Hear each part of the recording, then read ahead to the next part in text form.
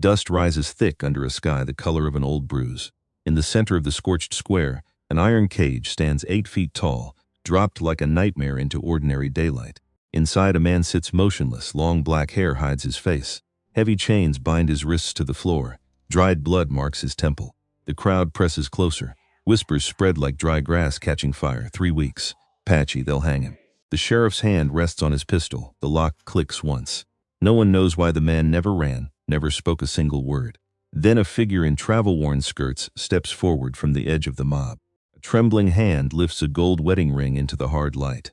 The square goes silent. Something is about to break. Arizona Territory, 1869. The dust of Brimstone Flats had a taste, bitter, like a struck match held too close to the tongue. Clara Bennett had been swallowing it for 3 days now, ever since the stagecoach rattled to a stop at the edge of nowhere and left her standing there, alone, a carpetbag in one hand, a folded letter in the other. She read it again, not because she needed to, because her hands needed something to do besides shake. Come west, Warren Pruitt had written. Good land, clear water. A house nearly finished, waiting on a wife to fill it. She had read that letter so many times the creases had gone soft as cloth, had read it on the train out of Ohio, had read it in the coach, jolting over ruts that shook her teeth loose in her skull. Had read it last night by lantern light, in a room she'd paid for, with coins she couldn't spare, telling herself the man would be here in the morning. Telling herself the way you tell yourself things you already suspect aren't true. Because that was the trouble with promises. They were only as good as the man who made them. And Clara had learned that lesson once already. Learned it so hard it left a scar she still carried folded up somewhere behind her ribs. James had made promises too. We'll grow old on that land, he'd told her. Nothing's going to take it from us. Except a bullet in the back took it from them both. And the law had simply shrugged. The way law in these territories always seemed to shrug. And life had gone on around her grief like water closing over a dropped stone. So, new territory, new name on a letter, new promise. Except that there was no house. There was no Warren Pruitt. There was only this town, squatting under a sky color of an old bruise, and people who looked at her like she'd fallen out of the moon. Pruitt? The station master had said, scratching at a week of stubble. Ain't seen him. Not in a month. Maybe more. Where would he be? He shrugged. Just shrugged, like a man's whole life could be answered with a roll of the shoulders. She'd asked at the Mercantile after that.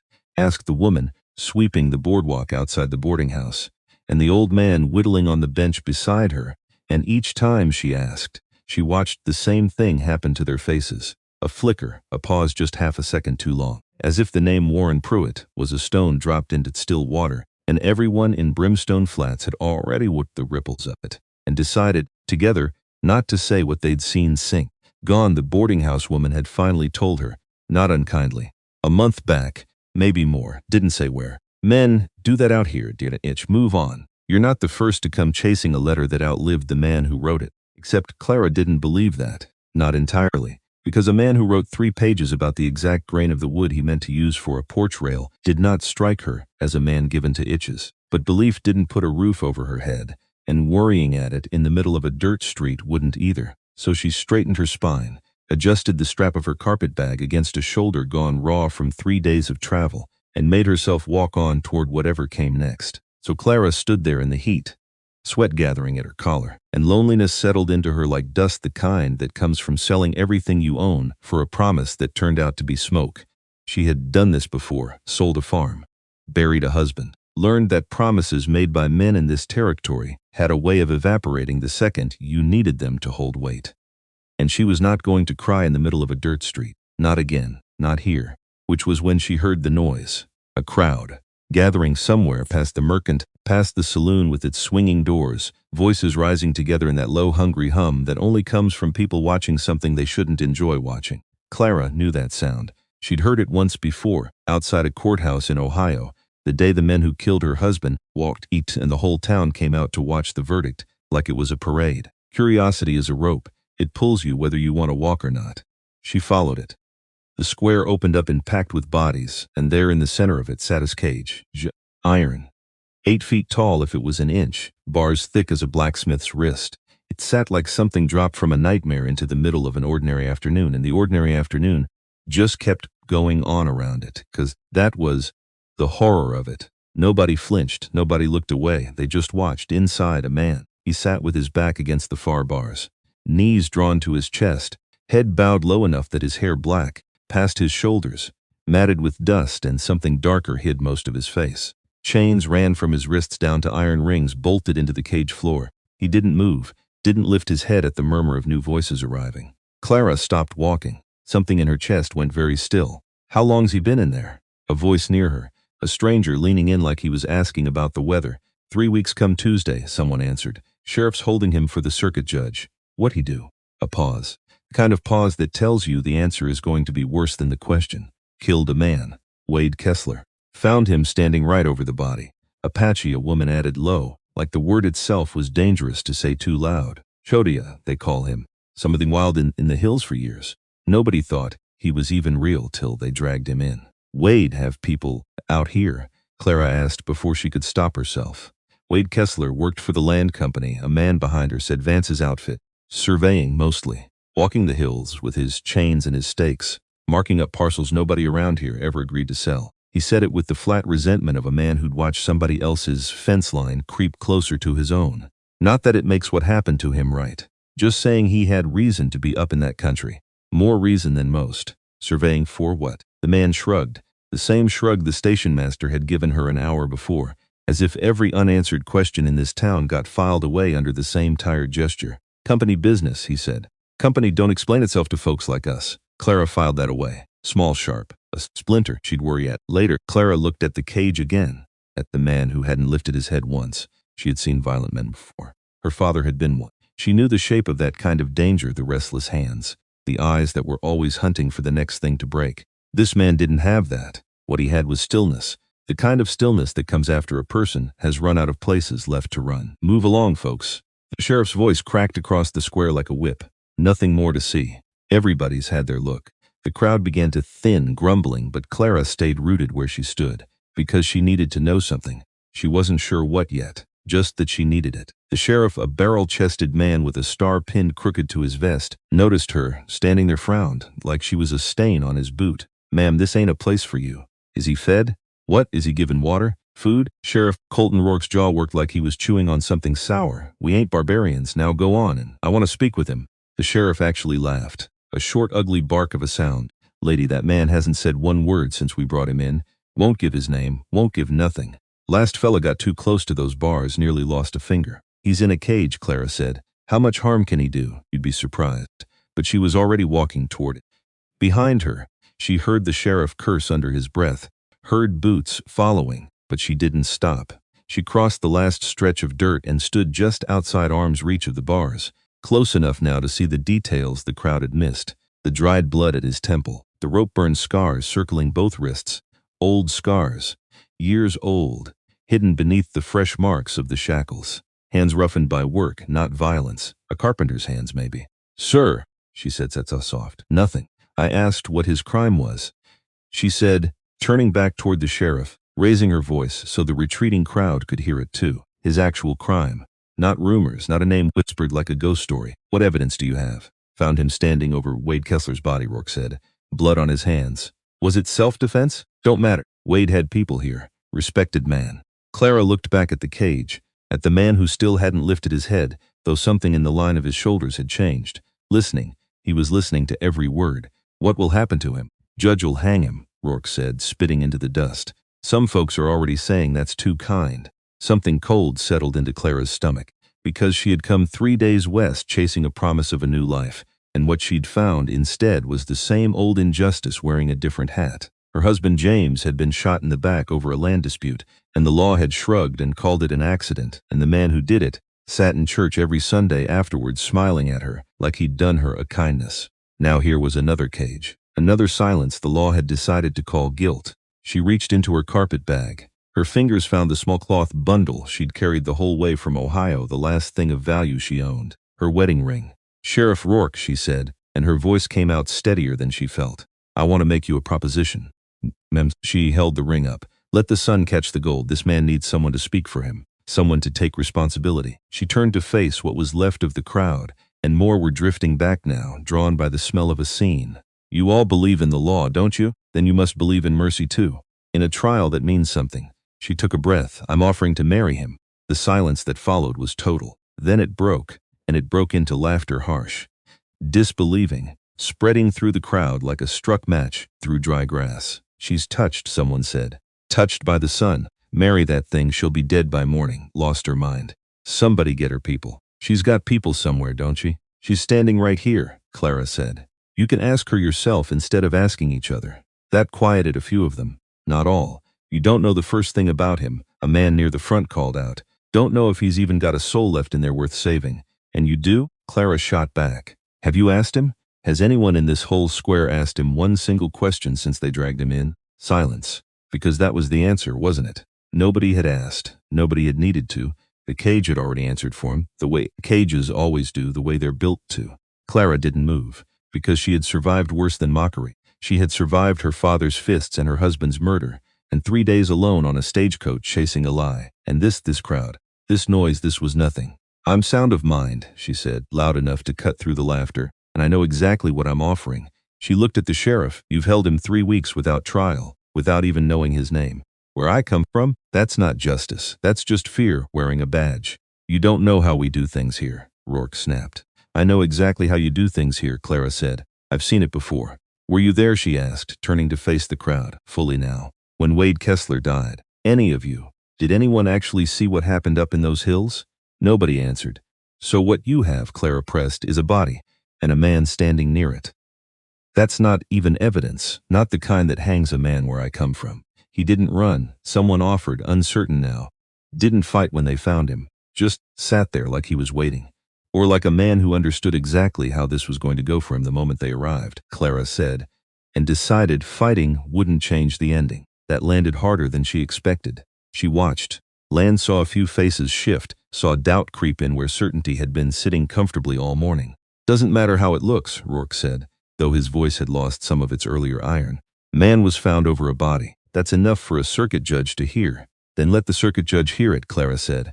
Properly, with the defense. Not a rope tied by rumor before anyone said a word under oath. The crowd's mood was shifting now. Ugly. Someone shouted for her to get out of town. Someone else said something cruder, and Rourke didn't even bother to silence it. But Clara had already turned back to the cage. She stepped closer. Close enough that if the man wanted to reach through the bars, he could have. He didn't move.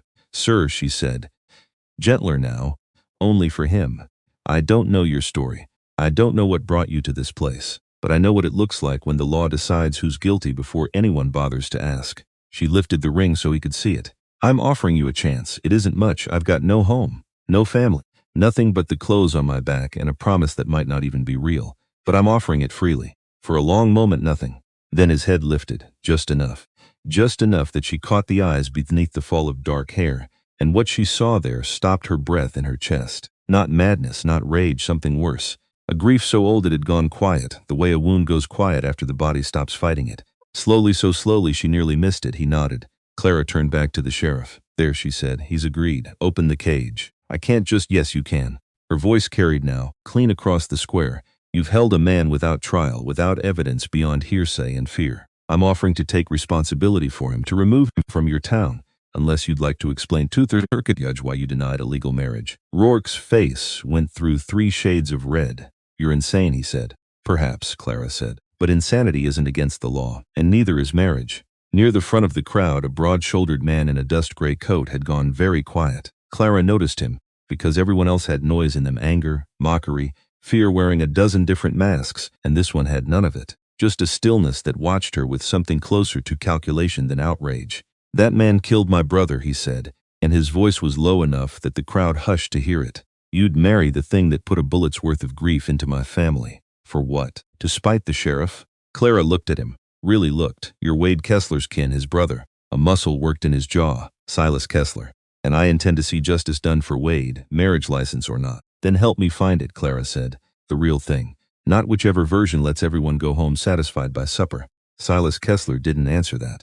He only watched her, and watched Rensrin with an expression that gave nothing back, not agreement, not hatred, just the flat attention of a man deciding whether a thing was worth his trouble yet. Clara filed him away too, another splinter. She was collecting quite a few today. That was when a new voice cut through the crowd. She's not wrong, Colton. The crowd parted. An old man came through it, leaning heavy on a cane, silver hair catching the light, eyes sharp as broken glass despite the years on him. Judge Ward, Rourke said. straightening like a schoolboy caught misbehaving. You can't seriously. I've been watching from my window, Elias Ward said, listening to this young woman make more sense than I've heard from this town in a month.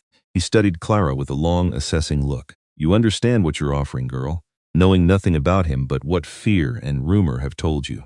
I know he's been caged 3 weeks without a trial, Clara said.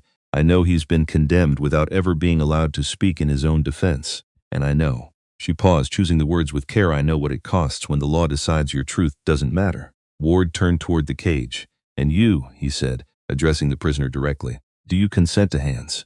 With effort, with the chains dragging at every inch of the movement, he pressed his pant together, bowed his head. He consents, Ward said. Sheriff, open it, Judge. Open it, Colton. Or explain to the territorial court why you held a man without formal charge and then denied him his legal right to marry. Rourke's face was thunder, but his hand went to the keys at his belt. The crowd surged backward as he approached the cage, as if the man inside might explode out through the bars the moment they opened. Rourke's other hand hovered near his pistol. Stand back, he barked.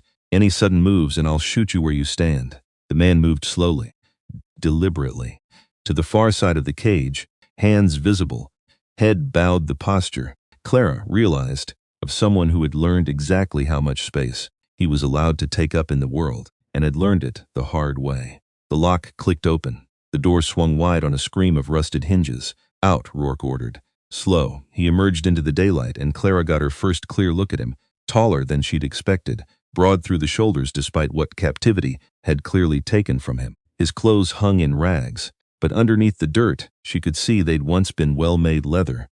Sinew stitching, the careful work of someone's hands. His feet were bare and scarred, and his face, when he finally lifted it fully into the light, held features carved by hardship and something else. Something that might once, a long time ago, have been called peace. His eyes were dark, deep-set, and they held storms in them that Clara recognized, because she carried the same weather behind her own. Shackles stay on, Rourke announced, till you're out of my town. Clara stepped forward, close enough now to smell the cage on him, sweat, iron, fear gone stale. I, Clara Bennett, she said, clear enough for the whole square to hear, take this man as my lawful husband, to have and to hold for better or worse from this day forward. Judge Ward cleared his throat. And what is your name, son? The man's mouth opened, closed. His throat worked like a door, trying to remember how to swing on its hinges. Nothing came. He can't speak, Clara said quietly, or won't. Does it matter? For the record, it does. Ward studied the man a long moment. Then I'll give him one. Is that acceptable to you? The man's eyes found Clara's, held there, because it should have been Ward's choice, or Rourke's, or nobody's at all. If the world worked the way, it should have a man's own name belong to him, not to whichever stranger happened to be standing closest when the law demanded a word to write on paper. Except the world didn't work that way, not today, not for him. And Clara felt the weight of it land on her all at once. The strange, terrible privilege of being asked to name another human being like he was a newborn instead of a grown man with a whole life buried somewhere behind his silence. She almost refused, almost said, let him keep whatever name he was born with, whether he can say it or not. Then he nodded, once, toward her, as if he understood exactly what she was hesitating over, and had already decided he trusted her with it anyway. Clara thought of the storm behind his eyes, of the mountains that had swallowed him whole for years before this town found him, of a hawk she'd watched circling over the stagecoach 3 days back, alone against an enormous sky, and something about the memory settled into place. Hawk, she said. Wren hawk. Is that acceptable? Another nod. This one, she thought, carrying the faintest ghost of something bitter and amused both at once. Then do you, Wren hawk, Judge Ward said, take this woman as your lawful wife? The man raised his shackled hands again, pointed to Clara, then to himself, pressed his palms together once more. I'll take that as consent, Ward said dryly. By the authority vested in me by this territory, I pronounce you man and wife. He looked at Clara, and something almost like pity crossed his weathered face. God help you, young woman. You may have just signed your own death warrant. Clara took the ring from her palm, reached for his hand. He flinched, just barely, just a fraction, and then held still, while she slid the ring onto his smallest finger, the only one it would fit. Now get out of my town, Rourke growled. Both of you, and if he so much as were going, Clara said. She picked up her carpet bag, started walking toward the edge of the square. Behind her she heard the shuffle of bare feet on dirt, the clink of chains, her husband's strange, impossible word following at a careful distance, as if unsure whether this freedom was real, or just another shape the cage had learned to wear. At the edge of town, where the buildings gave way to open scrub and broken country, Clara stopped and turned. The crowd had followed at a distance, watching to be sure the two of them actually left. Rourke stood at the front of it, hand resting on his pistol like it was the only thing keeping him upright. "The shackles," Clara called. "You said they'd come off once we're clear." "When you're well away," Rourke answered. "Send them back with the next traveler you meet, or I'll hunt the both of you down myself." Anger rose hot in Clara's throat. She swallowed it, because there would be time for shackles later. Right now there was only distance to cover and darkness coming, and a man beside her who had chains on his wrists and her ring on his finger, and had not said one word since the square went silent for him. She looked at him. "Can you walk?" she asked. "We need miles between us and them before dark." He nodded, gestured down the road with his bound hands. "Lead the way," so she did. They walked until the last color bled out of the sky, and the stars came up hard and close, the way they never did back in Ohio. Clara's feet ached inside boots that had never been built for this kind of ground. Her carpetbag grew heavier with every mile. She didn't complain. Behind her the chains kept their soft rhythm, a reminder with every step that they were not free yet. Not really. When the trail grew too dark to trust, she found a stand of juniper that broke the worst of the wind and said, "We'll camp here." Wren stood at the edge of the little clearing, silhouette barely visible against the stars. He hadn't come closer than 10 feet to her the entire walk. Like a beaten animal that has learned kindness is usually a trap set with better bait. "You can sit," Clara said. "I'll gather wood." He shook his head, sharp, and moved toward the brush himself, chains dragging, and began collecting branches with an efficiency that surprised larger pieces at the base. Kindling arranged for airflow. He knew what he was doing. "You've done this before," she said. He glanced at her, then back to the fire he was building, said nothing. But she thought maybe the ghost of something crossed his face. Not quite a smile, the memory of one. He struck 2 stones together with his bound hand, sending sparks into a chest of dry grass, and after several tries a small flame caught and held. Clara unpacked what little she had. Hardtack, dried beef, a dented canteen half full of water. She laid it out between them like an offering and waited to see what he'd do with it. He rose without a sound and disappeared into the dark. Fear flickered through her chest, sharp, sudden, unreasonable. Had he run? Had the whole town been right about him after all? Except he came back a minute later, carrying prickly pear fruit cradled carefully in his cupped hands, and the fear dissolved as fast as it had come. He knelt by the fire, scraped the spines away with a flat stone, slow, careful, and held one out to her. "Thank you," she said, and bit into it, and found it sweeter than anything she'd eaten in 3 days. They ate in silence. Afterward, Clara pulled her sewing kit from the bag. "Those clothes are falling apart," she said. "I'm no seamstress, but I can mend the worst of it." He looked down at himself like he was noticing the state of his own shirt for the first time, found the tear along his side. Something crossed his face that might have been embarrassment. "May I?" A pause. Then he moved closer to the fire, turned to give her access. She worked carefully, aware of how still he held himself, aware of the old scars beneath the fabric, some that looked like claw marks, some that might have been knife wounds, or worse. "You've survived a great deal," she said. Not a question. His shoulders moved, barely an acknowledgement, and because the fire and the dark made confession easier than daylight ever could, Clara found herself talking. "My first husband was named James," she said, needle moving steady through torn fabric. "Good man. Too gentle for men who wanted our land." She paused. "They shot him in the back while he was plowing, called it a hunting accident. Everyone in the county knew it wasn't." She tied off a stitch. "The law did nothing. Said there wasn't evidence enough. The man who did it sat in church every Sunday after, smiling at me like he'd done me a favor." A bitter laugh escaped her before she could stop it. "I sold the farm to him for half what it was worth. What choice did I have? A widow, alone. Neighbors who looked the other way because looking the other way was easier."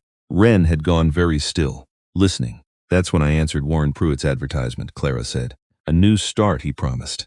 "A place where the past didn't matter." She shook her head. Instead, found another town full of frightened people ready to hang a man because his silence scared them more than the truth would have. Wren turned his head, looked at her fully, for the first time since they'd made camp. In the firelight, his eyes held something that might have been understanding, might have been recognition, the kind that only passes between two people who have both been failed by the same broken thing. "I know you have a story too," Clara said softly. "When you're ready, if you're ever ready, I'll listen. I won't push. We've both had enough people demanding things from us." She finished the last stitch, tied it off. "There," she said.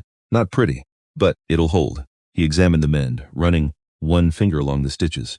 Then he reached for a carpet bag and gestured toward the handle, which was coming loose from the frame. "Oh," Clara said. "Yes, that's been worrying me." He held out his shackled hands, and she gave it over, and watched him work the failing leather with his teeth holding one end while his bound hands pulled the old stitches free and re-wooved them tighter. You know leather work, she said. He paused, nodded once small. Were you a craftsman before? His hands went still. For a moment, Clara thought she'd pushed too far, said too much. Asked the one question that would close the door she'd only just watched crack open. Then he set the bag aside, held his palms up in the firelight, showing her beneath the dirt, beneath the fresh wounds, the calluses of long labor. The kind of pattern that comes only from years of working metal, working leather, working with your hands until the work becomes part of the hand itself. He picked up a stick, smoothed a patch of dirt near the fire, drew in careful strokes the outline of a horseshoe, then added decorative flourishes along the edge, the kind of detail that spoke of skill well past mere function. You were an artist, Clara said quietly, not just a tradesman. Something flickered across his face, pride maybe, or pain at the memory of it. He scrubbed the drawing out with his palm and went back to fixing her bag. When he finished, the handle was stronger than new.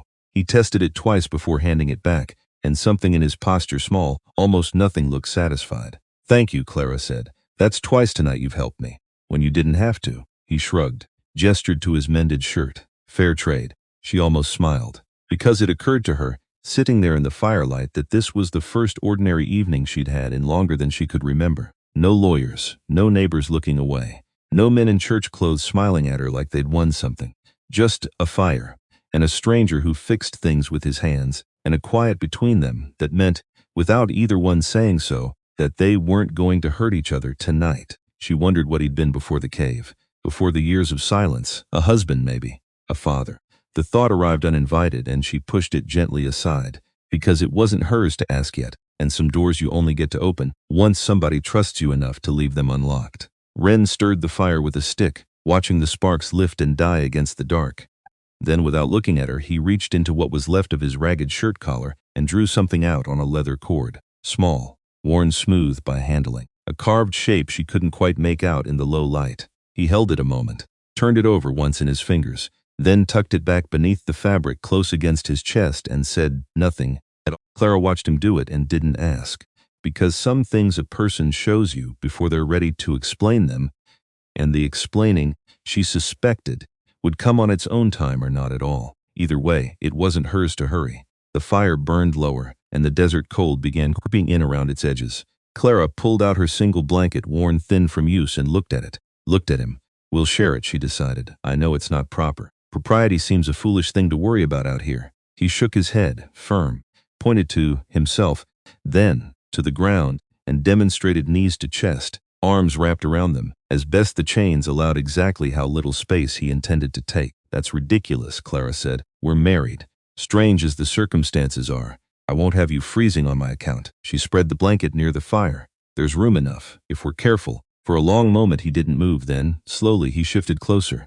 Lay down at the very edge of the blanket, back to her, taking up as little space as a grown man possibly could. Clara settled a careful distance away, close enough to share the warmth, not close enough to crowd whatever wary animal instinct still lived behind his ribs. The chains clinked softly as he adjusted, trying to find a position that didn't put weight on his bound wrists. Without thinking, Clara reached out, touched his shoulder. He flinched so hard the blanket nearly came off both of them. I'm sorry, she said quickly.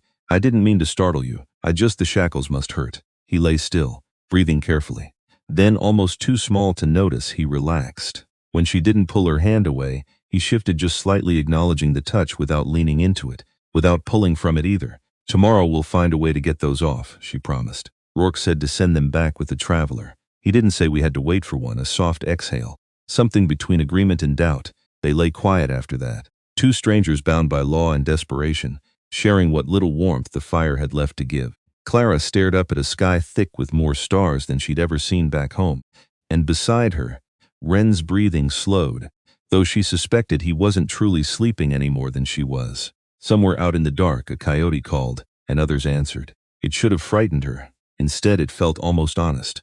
After the cruelty she'd watched dressed up as justice back in that town square, something about wild things simply being what they were felt like a mercy. Wren, she whispered, testing the name in the dark, not sure if he was even awake to hear it. A slight shift told her he was listening. I don't expect anything from this, she said, except what we choose to build. You're free now, or will be, once those shackles are gone. If you want to leave, find your own road. I won't stop you." Silence stretched long between them. Then she felt him move, turn just enough that she could make out his profile against the dying fire. He lifted his bound hands, pointed to her, then to himself, pressed his palms together the way he had back in the square. "Promise." Whatever else he couldn't say, wouldn't say, he was telling her he intended to keep it. "All right," she whispered. "We'll figure it out together." He turned back, settled into his narrow strip of blanket, but the distance between them, Clara thought, felt smaller now than it had an hour ago. Bridged by small kindnesses neither of them had been required to give. The fire burned down to embers, the stars wheeled on overhead, and somewhere in the vast Arizona dark, two people who had both been failed by the world's idea of justice began, without either one saying so out loud, the long work of learning to trust something again. Clara woke once deep in the night to the sound of nothing at all. No coyotes, no wind. Just a silence so complete, it startled her more than any noise could have. She opened her eyes. Ren was sitting up, awake, facing the dark beyond the fire's reach, utterly motionless, the way she imagined he must have sat for years in whatever cave had swallowed him whole after his old life ended. For a moment fear moved through her, quick and cold, except then she understood. He wasn't watching for danger, or not only that. He was simply awake the way grief keeps a person awake, in the small hours when there's no one left to perform calm for, and the mind goes wherever it wants to go. She almost spoke, almost asked what he saw out there in the dark that she couldn't, she didn't. Because some watches, she understood, a person has to keep alone, even married, even beside someone. So she closed her eyes instead, and let the sound of his breathing, slow, careful, deliberately, even carry her back down into sleep. And if some part of her stayed half awake the rest of the night, listening for him to still be there, she never mentioned it. Not then, not later. Dawn came slow and gold over the ridgeline. Clara woke to find the blanket tucked carefully around her shoulders and Ren gone. Panic seized her chest before she could stop it. Had he left in the night after all? Had she been foolish to think one evening of shared fire and mended clothes meant anything at all? Then she saw him, by the ashes of the fire, working at something with fierce concentration. He'd found a flat stone and was using it to grind at the shackle locks, the chain pulled taut between his wrists, the metal already scored with what must have been an hour of steady work. "Let me help," Clara said, sitting up. He shook his head without looking up. Kept grinding. She noticed his wrists were raw where the iron had rubbed through the night, spots of blood showing through the grime. From her carpet bag she pulled a small tin of salve, one of the last precious things she owned. "At least let me tend to that." He paused, glanced at her. After a moment's hesitation, held out his hands. She worked carefully, cleaning the abraded skin, smoothing salve over the wounds while he sat perfectly still. Despite what she could feel was real pain in the tension of his hands. Up close, in the morning light, she could see more scars threading across his palms and fingers. Burns, cuts, the permanent record of spent working hot metal and sharp tools. "These are old," she said, tracing one particularly deep line across his palm. "You were at your trade a long time." He nodded once, watching her work with an expression she couldn't quite read. When she finished, he went back to the shackles, and by the time the sun cleared the ridge fully, the first lock gave way with a click that seemed to echo across the whole empty landscape. He stared at his freed hand like he'd forgotten what it looked like without iron around it. "One more," Clara said. He switched the stone to his free hand, attacked the second lock with new energy. This one went faster, and soon the shackles fell away completely, landing in the dirt with a final, ringing clank. Ren rubbed his wrists, flexed his fingers, rolled his shoulders like a man testing whether his own body still belonged to him. Then he picked up the broken chains, walked to a nearby outcrop of stone, and with sudden, violent force, swung the iron against the rock again, and again, and again until the metal twisted beyond any use it had ever had. He stood there afterward, breathing hard, staring at the wreckage of what had held him for 3 weeks. Clara saw, in that moment, years of fury pouring out through his hands. Finally, he hurled the ruined chains into a ravine and turned back to her. His face was calmer now, as if the breaking had released something poisonous that had been sitting in him a long time.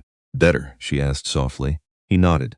Then, surprising her, took her hand briefly in both of his, a touch of something like gratitude before he let go and began gathering their few supplies for the road. They walked through the morning, the trail climbing steadily into foothills, scrub giving way to scattered pine. Ren moved differently now, without the shackles' longer strides, a straighter back, though he still kept close, still scanned the horizon like a man who had learned the hard way that safety was never something to trust too quickly. Twice he stopped without warning, crouched, studied something in the dirt Clara couldn't see at all, a bent blade of grass, A stone turned the wrong way up, and each time, after a long moment, he straightened and moved on, and each time Clara felt her pulse settle a little slower than it had before. "What was that?" she finally asked the second time. He pointed to the ground, then made a small motion with 2 fingers, walking, and pointed toward the ridgeline above them. "Someone came through here recently," he nodded. "Riding? On foot?" He held up one finger, then mimed a horse's gait, slow and uneven, and frowned at his own hand like the memory of it troubled him. "A horse walking wrong," Clara said slowly. "Lame?" Or he shook his head, made the motion again, slower this time. Weighted, like the animal was carrying something heavier than a rider alone would account for. Clara said nothing more, but she noticed after that how often his eyes went to the tree line instead of the trail ahead, how the silence between them had changed texture, from the easy quiet of the night before to something with an edge folded into it. The trail dropped them down into a narrow wash, where a spring runoff had carved a shallow creek across the path, swollen higher than it should have been for the season. Clara stopped at the edge of it, eyeing the current, the slick stones beneath the surface. "I can manage," she said, more to convince herself than him. She took one step in. The water bit cold through her boot, and the current pulled harder than she expected, and her foot slid sideways on a stone she hadn't seen, except a hand caught her elbow before she went down. Ren, already beside her, already steady, one arm braced against the current like it was nothing at all to him. He didn't say anything. Didn't need to. He simply held her upright until she found her footing again, then kept his hand there light, barely a weight at all the rest of the way across. On the far bank, Clara caught her breath and looked back at the water. "Thank you," she said. He nodded, released her arm, and for just a moment, before he stepped back to his usual careful distance, she thought she saw something almost like humor flicker behind his eyes, the ghost of a man who might once, a long time ago, have teased a wife for insisting she could manage a creek crossing on her own. She wondered if that man was still in there, somewhere. She was beginning to suspect he was. By the time the sun stood high overhead, they crested a rise, and below them opened a valley Clara recognized from Warren Pruitt's letters. Good bottomland, a creek catching the light, ridges on 3 sides like the land itself was standing guard. But where there should have been a house where the letters had promised, smoke curling from a chimney, a life half built and waiting, there was nothing. Just old foundation stones. And silence. He never built anything, Clara said, sinking onto a fallen log. All those letters, all those promises. She let out a breath that came out more broken than she meant it to. Lies. Ren stood beside her, studied the empty valley with narrowed eyes. Then he touched her shoulder, pointed. Following his gesture, she saw what she'd missed at first, a small structure near the creek, half hidden by trees. Not a house, barely even a shelter. Someone had begun a dugout cabin, cutting into the hillside, framing the front with rough logs, and then simply stopped. Abandoned, the roof half finished, the doorway nothing but an open gap where a door should have hung. They walked down to it together. Inside, their footsteps echoed on packed dirt. Clara ran a hand along one of the log supports. "He started it, at least," she said, trying to find something to hold on to. "The bones of something are here." Ren tested the structure with a professional eye, checking the supports, the roof beams, the places where the work had simply given up.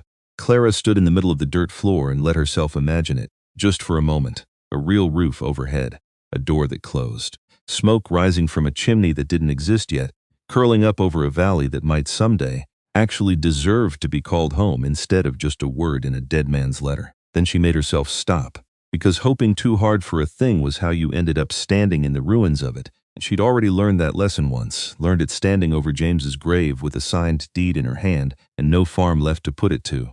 Still, there was something here. Good bottomland. A creek that ran clear. Log walls somebody had started with care, whatever became of the man who started them. Ren crouched near the doorway, running a hand along a support beam, and when he glanced up at her, there was a question in his eyes. She didn't need words to understand. Could this be something? Could it still? Maybe, Clara said, answering the question he hadn't spoken aloud. "I don't know yet." They were still examining the shelter, still turning over the wreckage of a promise. Clara had crossed a territory to chase when the sound of hooves reached them from the direction of the trail. Not one horse. Several. Ren went rigid beside her, head turning toward the sound with the sudden focus of an animal that has learned, the hard way, that hoofbeats in this country rarely arrive with good news. Clara's hand found the strap of her carpet bag, gripped it tight, because whoever was coming, they were coming fast. The riders slowed as they came into view along the ridge above the valley, 3 of them dust-streaked, one leading a pack mule, loaded heavy with something lashed under canvas. Clara's whole body tensed until she made out the badge glinting on the lead rider's vest, and behind it the shape of a man she recognized from the crowd back in Brimstone Flats. One of Sheriff Rourke's deputies. "Didn't expect to find you two so soon," the deputy called down, reining in at the edge of the clearing. His eyes moved over Wren with open suspicion, lingered on the broken shackles scattered near the fire pit. "Sheriff said you'd be headed this direction." "We are exactly where we said we'd be," Clara answered, standing straighter than she felt. "Building a home, living quiet." "Is there a problem?" The deputy's gaze slid to the pack mule behind him, to the canvas-wrapped shape lashed across its back. "Found something back near the old Pruitt Claim Road," he said, "buried shallow. Coyotes had started on it before we got there." He paused, and something uneasy moved behind his eyes. "Thought you two ought to know, seeing as it concerns you directly, Mrs. Hayes." "Bennett," Clara corrected automatically. "Or Hawk now, I suppose." Her mind was already racing ahead of her words. "What did you find?" The deputy hesitated, glanced once at Wren, standing silent and watchful at Clara's shoulder, like he was weighing whether the words he was about to say belonged in front of him at all. "Ma'am, maybe you'd rather—" "Say it," Clara said. "Whatever it is."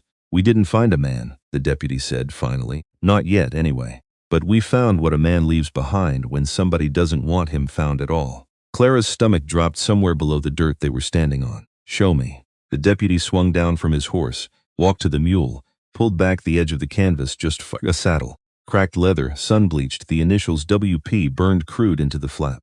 And beside it, wrapped separate in oilcloth, a revolver Clara recognized instantly, because she'd seen its twin sketched in the margin of one of Warren Pruitt's letters, the one where he'd bragged about the fine piece he'd bought off a peddler for protection out here in the territory. And beneath both, half-tangled in the canvas, a bundle of surveyor's stakes, fresh cut, notched at the top the way a man notches wood when he means to come back and find the same spot twice. Burned into the flat of each one, small but unmistakable, a stamped mark, 2 letters, V. Clara had seen that mark once already today, stenciled across a crate of supply tins sitting outside the Mercantile in Brimstone Flats, and she hadn't thought a thing of it then. She thought something of it now. "That's his," Clara said, and her voice came out thinner than she meant it to. "That's Warren's, Sus." "Found it hidden," the deputy said, "stuffed down inside an old grain barrel behind the livery. Somebody went to some trouble to make sure nobody stumbled on it by accident." Clara felt the ground tilt slightly under her feet, because if Warren Pruitt had truly ridden off and abandoned his claim, the way the whole town assumed abandoned her, abandoned the letters, abandoned the life he'd promised, he would have taken his horse, his gun. A man doesn't walk away from his own protection in country like this and just vanish into thin air, unless he never rode away at all, unless somebody made very sure it only looked that way. Beside her, Wren had gone utterly still, not calm, never calm, but the stillness of a man listening so hard for danger that his whole body had stopped to make room for it. "Sheriff wanted you told," the deputy said, already climbing back into his saddle, eager, Clara thought, to be away from this valley and whatever was buried in it. "Whatever happened to your intended, ma'am, it happened here, not on some road west, right here." He turned his horse. The others followed, and in a few minutes the sound of hooves faded back over the ridge, leaving Clara standing in the ruins of a half-built house that was never going to be the home she'd been promised. She looked at the saddle sitting there in the dirt, at the gun beside it, at the bundle of stakes, stamped with letters that meant nothing to her yet and everything to somebody. Then she looked at Wren. "He never left," she said slowly, the shape of it only now becoming real in her mouth. "Warren never left this valley at all." Wren's eyes moved from the saddle, to the empty foundation stones, to the tree line at the edge of the clearing, as if searching the shadows there for an answer neither of them yet had the words to reach. Except he wasn't only searching. Clara realized that a beat too late, watching the way his jaw had set, the stillness that had dropped over him the moment the deputy pulled back that canvas. Because he'd seen that mark before. She was sure of it. Seen those 2 letters burned into wood somewhere in the years before the cage. In some other clearing, on some other hillside, and whatever memory it had struck loose in him now sat behind his eyes like a held breath. "Wren," she said quietly. "What is it?" He didn't answer, didn't need to, not in words. He crossed to the saddle, crouched beside it, and ran one finger slowly along the stamped mark on the nearest stake, not confused, not surprised, recognizing it. Somewhere above them, a hawk turned once against the pale afternoon sky and was gone, and Clara stood very still in the ruins of a house that was never built, understanding for the first time that the promise which had brought her 3 days west was not the only lie buried in this valley. It was only the first one they'd found. That night, they made camp inside the half-built shelter, the saddle and the gun and the stakes stamped V. L set carefully aside, where neither of them had to look at them directly. The fire threw long shadows against the log walls, and outside, the valley settled into a silence older than either of them, the silence of a place that had been keeping a secret far longer than they'd been standing in it. Clara sat with her knees drawn up, watching Wren work a whetstone against the blade of the knife he'd carried out of the cage, the only weapon he had, and he was sharpening it now, with the same careful attention he'd given to mending her bag, to building the fire, to every small task he touched. "You knew that mark," she said finally, "the one on the sticks." He didn't look up, but his hands slowed. "Wren, you don't have to tell me tonight, or tomorrow, but I need to know if we're standing somewhere dangerous, if there's something in this valley besides an unfinished house." For a long moment, only the whisper of stone against steel answered her. Then he set the knife down, reached into his shirt, and drew out the small carved shape on its leather cord, the one she'd glimpsed the night before and hadn't asked about. He held it out to her, resting in his open palm, close enough to the firelight that she could finally see it clearly. A horse, carved from some pale wood small enough to fit inside a closed fist, worn soft at every edge from years of being carried and turned and held. "Yours?" she asked. He nodded, and then slow enough that she understood. The words were costing him something. He touched 2 fingers to the carving, then pressed them flat against his own chest. Then, gently, folded them closed, like something being buried. Clara's breath caught. "Someone you loved," she said quietly. "You made this for them." He didn't nod again. He didn't need to.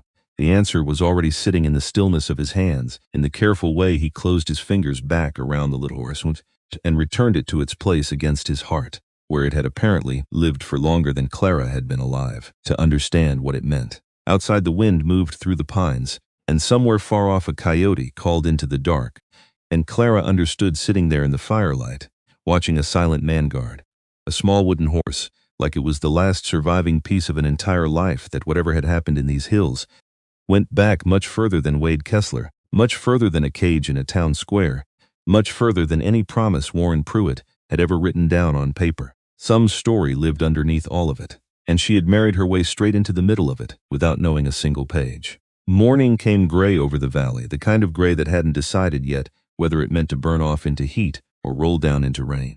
Clara sat with her back against the cold hearthstones, the saddle and the gun and the stamped stakes still lying where the deputies had left them, and she watched Wren stand at the edge of the clearing, with his eyes fixed on the tree line, like he was waiting for the hills themselves to answer a question he hadn't spoken aloud. He hadn't slept. She was almost certain of that, because a man who slept didn't stand that still at first light, didn't hold his shoulders like a bowstring drawn halfway back and left there. "We could leave," Clara said finally. "Find another valley. One without a dead man's gun buried in it." He turned, shook his head once. Why not? He crouched, picked up a stick, drew in the damp dirt near her feet a rough circle, the valley. She understood, the ridges around it sketched in quick, decisive lines. Then he tapped the center of the circle, tapped his own chest. "This is yours," Clara said slowly. "Isn't it? Not the company's. Yours." He didn't nod. He didn't need to. The way his jaw set was answer enough. Because whatever memory that stamped mark had shaken loose in him the day before, it hadn't made him want to run from this ground. It had made him want to stand on it harder, root down into it the way something grows roots after a fire, stubborn, furious, refusing to accept that the burned earth belonged to the flame instead of to whatever came after. "All right," Clara said. "Then we stay." She said it like it was simple. It was not simple. She understood that even as the words left her mouth, understood it in the way her stomach folded over itself, in the way her eyes kept drifting back to the gun on the ground like it might still be loaded, like it might still remember whatever hand had last held it. Except staying was the only answer that didn't feel like losing, because losing was what she'd been doing for 3 years now. One piece at a time. Lost James, lost the farm, lost whatever version of herself had once believed a letter from a stranger could simply mean what it said. And somewhere in the walking away from Brimstone Flats, in the cage door swinging open, in a fire built by hands that knew exactly how to build one, somewhere in all of that, she had stopped being willing to lose one more thing without a fight. So they stayed. Clara spent that first morning doing the only thing that made sense to her frightened, spinning mind. She cleaned, swept the dirt floor smooth, folded the blanket, set the saddle and the gun and the stamped stakes into a corner, out of sight but not out of mind, because some things you can't unknow just by turning your back on them. Wren spent the morning at the tree line, walking the perimeter of the clearing slow and deliberate, and when Clara finally asked what he was doing, He answered with the fewest words he'd used yet. Looking, he said. For what comes before trouble comes, and what does that look like? He crouched. Pointed to a patch of ground near the creek where the grass had been disturbed, subtle enough that Clara would have walked straight over it without a second glance. This, he said, a boot, not ours, 2 days old, maybe 3. Clara felt the morning's fragile calm crack straight down the middle. Someone's been watching us, she said. He nodded, didn't try to soften it, and something in that plain honesty, frightening as it was, felt like a kindness all its own truth, offered straight, soft lie meant to spare her, the fear. We'll be careful, she said, because it was the only thing she had to offer back. We'll be ready, he corrected. Careful is not enough out here. The days that followed took on a shape Clara hadn't expected to find out here. Not comfort exactly, something more like rhythm. Wake before the sun, work until the light went red behind the ridge, fall asleep to a silence that felt, for reasons she still didn't fully understand, like permission, like the valley itself had decided to let them stay a little longer. Wren rebuilt the roof first.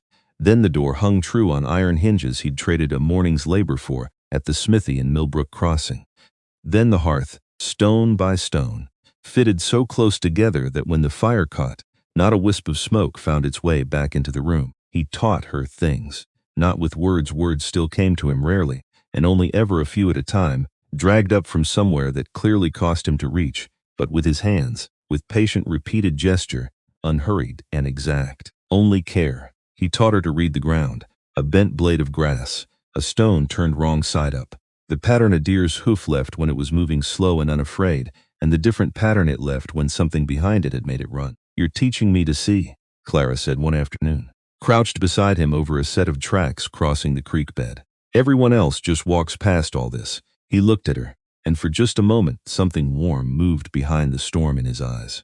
He touched the tracks. I had to learn to see, or I didn't survive. She understood him without a single word spoken, and that, she thought, was becoming the strangest and most precious part of this whole impossible arrangement. A marriage built on silence that somehow said more than most marriages built on talk.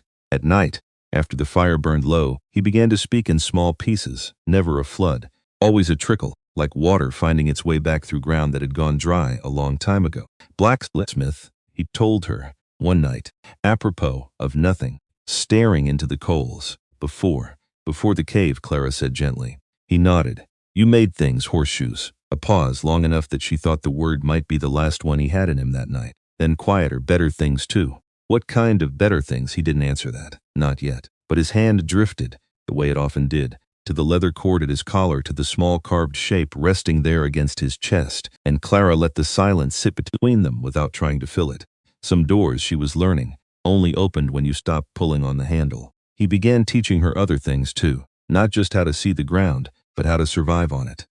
If they come, he said one morning, laying a knife across her open palm, with the same careful precision he brought to everything, you will not have time to be afraid first. Fear comes after, not during. That sounds like something a person learns the hard way. Yes, he said simply, and didn't elaborate, and Clara understood there was a whole unspoken life folded into that one flat syllable. He showed her where to keep a second knife, hidden in the seam of her boot, small enough to be missed by anyone who didn't know exactly where to look. Showed her the weak places in a man's grip, the places a smaller person could twist free from a larger one, if she knew where pressure actually mattered, instead of just where it felt like it should. Showed her how to move through the cabin in the dark, without a single sound, foot rolling heel to toe, weight shifted before it landed instead of after. You move like this already, Clara said, watching him cross the room without disturbing so much as a mote of dust in the morning light. Like it's nothing, like breathing. It was not always nothing, he said. I practiced until it became nothing. That is the whole of it. Practice until the fear runs out of places to hide. She practiced too. Fumbling at first, her boots too loud, her balance wrong, and Wren corrected her with patient hands. A touch to the shoulder here, a gentle press against her hip there, never more contact than the lesson required, though Clara noticed, more than once, how her pulse climbed anyway at the nearness of him. He built a second line of defense around the cabin, without ever calling it that, outright sharpened stakes hidden low in the grass. Along the most likely approach, a tripline strung ankle height between two junipers that would send a string of tin cups clattering if anyone crossed it after dark. A second exit cut through the back wall of the shed and disguised behind a hanging hide. You think of everything, Clara said, watching him test the trip line for the third time that week. I think of everything I can, Ren corrected quietly. It was not enough once. I do not intend to make that mistake twice. Clara didn't ask what mistake he meant. Some things she could tell were carved deep enough that a question would only reopen ground, better left to heal in its own time. Whatever loss stood behind his vigilance, she understood it was real and old, and not yet ready to be spoken aloud. So instead she simply nodded and picked up the coil of tripwire cord and helped him string it tighter. He taught her to hunt, too, in the weeks that followed, not because she asked, but because he seemed to understand, without her ever saying so, that a person who could feed herself feared the world a little less than one who couldn't. The first morning he took her out before sunrise, moving so quiet through the brush that Clara found herself holding her own breath just trying to match him. He stopped without warning at the edge of a clearing and pointed. A pair of quail pecking at the ground not 30 feet off. Oblivious, watch, he whispered. Then you. He showed her how to read the wind, how to move only when the birds' heads were down, how to still herself so completely that she became, for a few crucial seconds, simply another shape the morning hadn't gotten around to noticing yet. Her first attempt sent the birds scattering in a burst of panicked wings. Again, Ren said, without a trace of disappointment in it. Her second attempt went better, her third better still. By the fifth morning of practice, she'd brought down her first bird clean, and the quiet pride on Ren's face when she held it up, trembling with something between triumph and grief, for the small life she'd just ended, told her more about him than any of his rare sentences ever had. You did not hesitate, he said. That matters. Out here, hesitation costs more than the animal. It still felt terrible, Clara admitted. Good, Ren said. If it stops feeling terrible, that is when you should worry. She turned that over in her mind for days afterward, the strange gentleness folded inside, a lesson about killing, the way he seemed determined that survival, the tender parts of herself, even as he taught her to be harder than she'd ever needed to be back in Ohio. She was beginning to understand exactly the kind of man he must have been before the world took everything else from him. Someone who built things carefully, taught things carefully, loved, she suspected, just as carefully and just as completely, and the thought of that, of what had been lost and what might yet be rebuilt, settled into her chest with a warmth she didn't examine too closely. Not yet, not while there was still so much uncertain ground between where they stood now and whatever came next. It happened on an evening that started like a dozen others before it. Supper finished, dishes cleared, the quiet that settled over the cabin once the day's work ran out, and there was nothing left to do but sit with each other in the firelight, the way they'd been doing for weeks now, without either of them remarking on how natural it had started to feel. Clara was mending a tear in her sleeve. Ren was working a piece of soft leather into something she hadn't asked about, yet his hands moving with the same patient care he brought to everything, and the silence between them had long since stopped needing to be filled. Can I ask you something? She said finally, setting the needle down. He looked up, waited. Do you ever think about what comes after? She said. After Vance. After whatever this is turns into whatever it's going to turn into. Do you let yourself think that far? Ren was quiet a long moment, turning the leather over in his hands. I did not, he admitted, for a long time. Thinking that far felt like he paused, searching for the word, like inviting something to be taken from me again.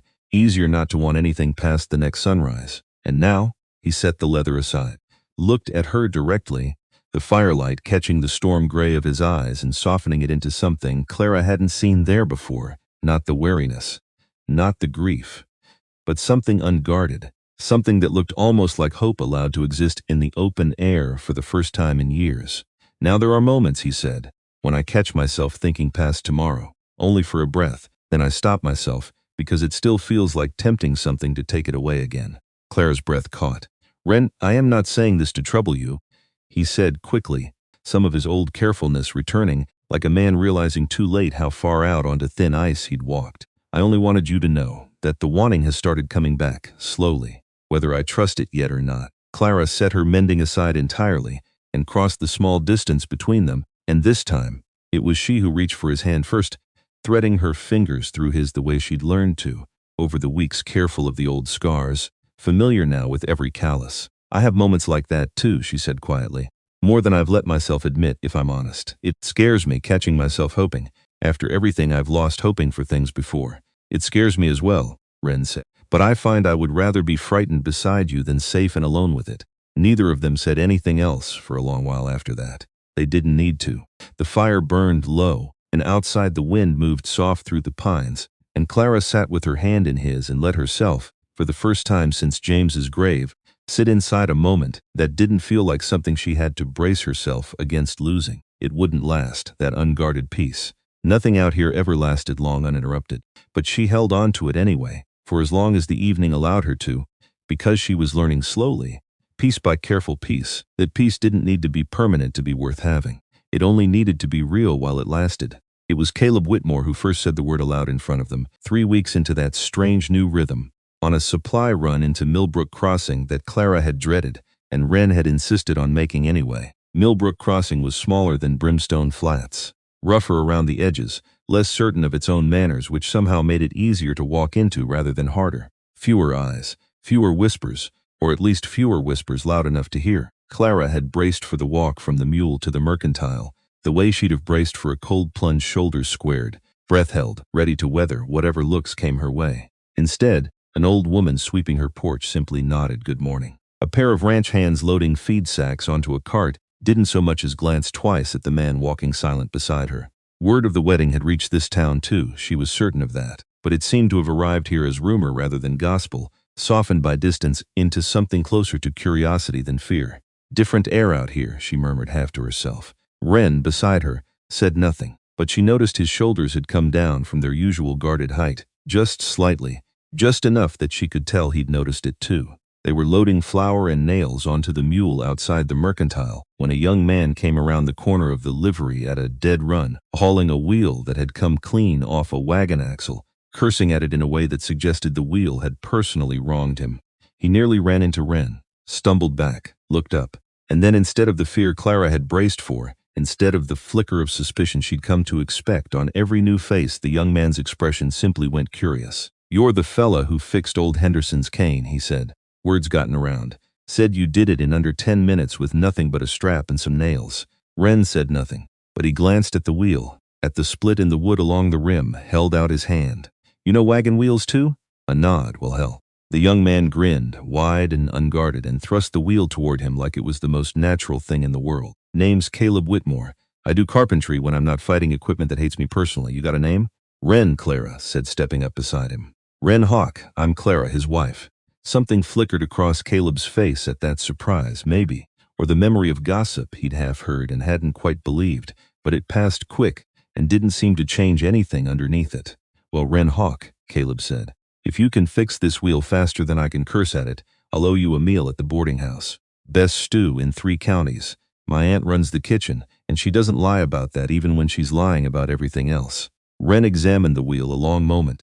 Then, for the first time since Clara had known him, something crossed his face that was unmistakably, entirely a smile. Small, barely there, but real. He knelt, set to work, and Caleb Whitmore talked the whole time, filled the silence. Wren left behind the way water fills a low place in the ground, easy, unbothered, never once seeming to notice or mind that the man he was talking to answered mostly in nods and the occasional held-up hand. By the time the wheel was fixed, good as new, stronger, where it had split than it had ever been before the break, Caleb was laughing at something Clara had said, and Wren was watching the two of them with an expression she hadn't seen on him before.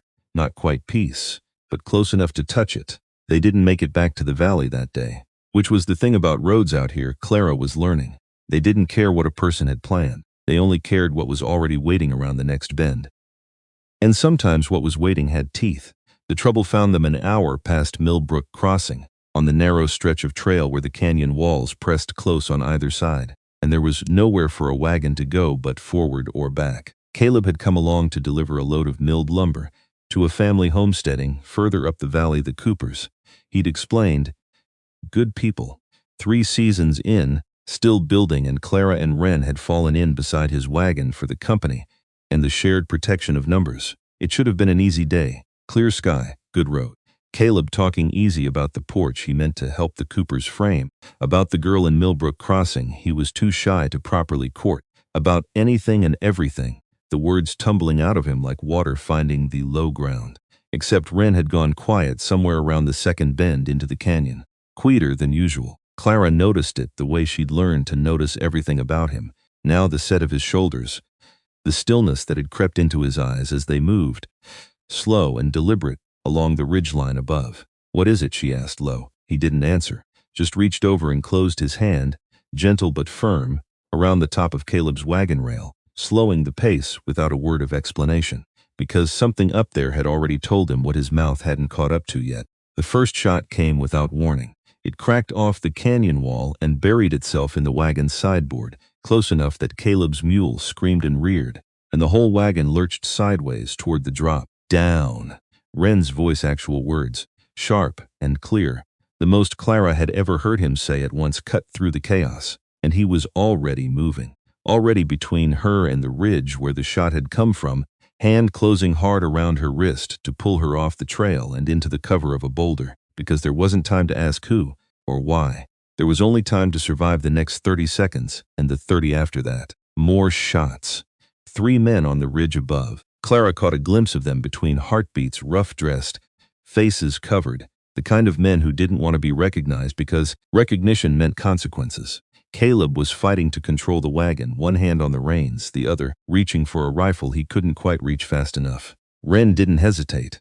He moved along the base of the canyon wall low and fast, using the boulders like a man, reading a sentence he already knew by heart, and Clara watched helpless, terrified, unable to look away as he closed the distance to the ridge trail. In a handful of seconds that felt like they lasted an hour, one of the men above turned, saw him coming, raised his rifle, too slow. Wren was already inside his reach, and what happened next was fast enough that Clara's mind could only hold pieces of it: a wrenched arm, a rifle spinning away into the rocks, a body driven hard into the canyon wall and left there, stunned, sliding down into the dirt. The other 2 didn't wait to see how the first one had fared. They ran. The silence afterward rang louder than the gunfire had. Caleb got the wagon stopped, got the mule calmed, and climbed down on legs that weren't entirely steady, staring at Wren like he was trying to reconcile the quiet, careful man who'd fixed his wheel that morning with the man who'd just taken down an armed attacker with his bare hands in under 10 seconds. Caleb started, stopped, tried again. That was Wren, crouched beside the stunned attacker, checking him with rough efficiency, pulling the bandana down from his face. Clara didn't recognize him. A stranger. Hired maybe, though hired by whom was a question that sat in her chest like a stone she couldn't swallow. Bandits? Caleb asked, still catching his breath. Out here? On this stretch? Wren didn't answer. He was looking at something on the man's belt, a small brass tag, the kind stamped for company payroll, the kind that told a foreman which crew a laborer belonged to when there were too many men on too many jobs to keep track any other way. He held it up so Clara could see. The same 2 letters, stamped into brass this time instead of burned into wood, but Clara would have known them anywhere now. Vance, she said quietly, the name landing like a struck match. This wasn't bandits. This was Vance's men. Caleb's easy grin had disappeared entirely. Vance Land Company doesn't hire road agents, he said, though there was less certainty in it than he probably meant there to be. They survey. They buy up claims. They don't— he gestured helplessly at the unconscious man in the dirt. They don't do this. They did today, Clara said.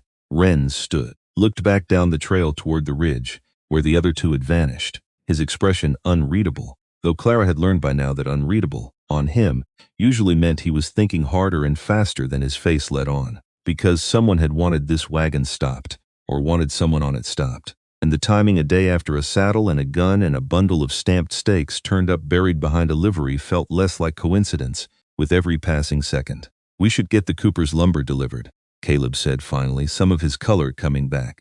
And then I think all 3 of us ought to have a very long talk about exactly what's been happening around here. They made the delivery, sat afterward around the Cooper's fire, the family's hospitality, wrapping around the shaken evening like a blanket. And it was there, with the evening chores finally done, and the adults talking low around the coals, that Caleb finally asked the question that had clearly been sitting behind his teeth since the ambush. How'd you learn to move like that? He asked Wren. That wasn't luck, that was training. Wren was quiet. A long moment, then he reached into his shirt, drew out the small wooden horse on its cord, held it where the firelight could reach it. Before, he said, 1 word, the same word he'd used for the blacksmith work, for the life that existed before the cave swallowed him whole. Caleb studied the carving, studied Wren's face, and something in his easy, talkative manner went careful for the first time since Clara had met him. Warrior, Caleb said slowly. Not a question, Wren nodded. Apache, Caleb said, and glanced at Clara, like he was checking whether the word would land wrong, whether it would break something between them that had only just started to hold. It didn't. He doesn't talk about it much, Clara said, but I think there's a great deal underneath what he doesn't say. Wren closed his fingers around the little horse, held it a moment longer than usual.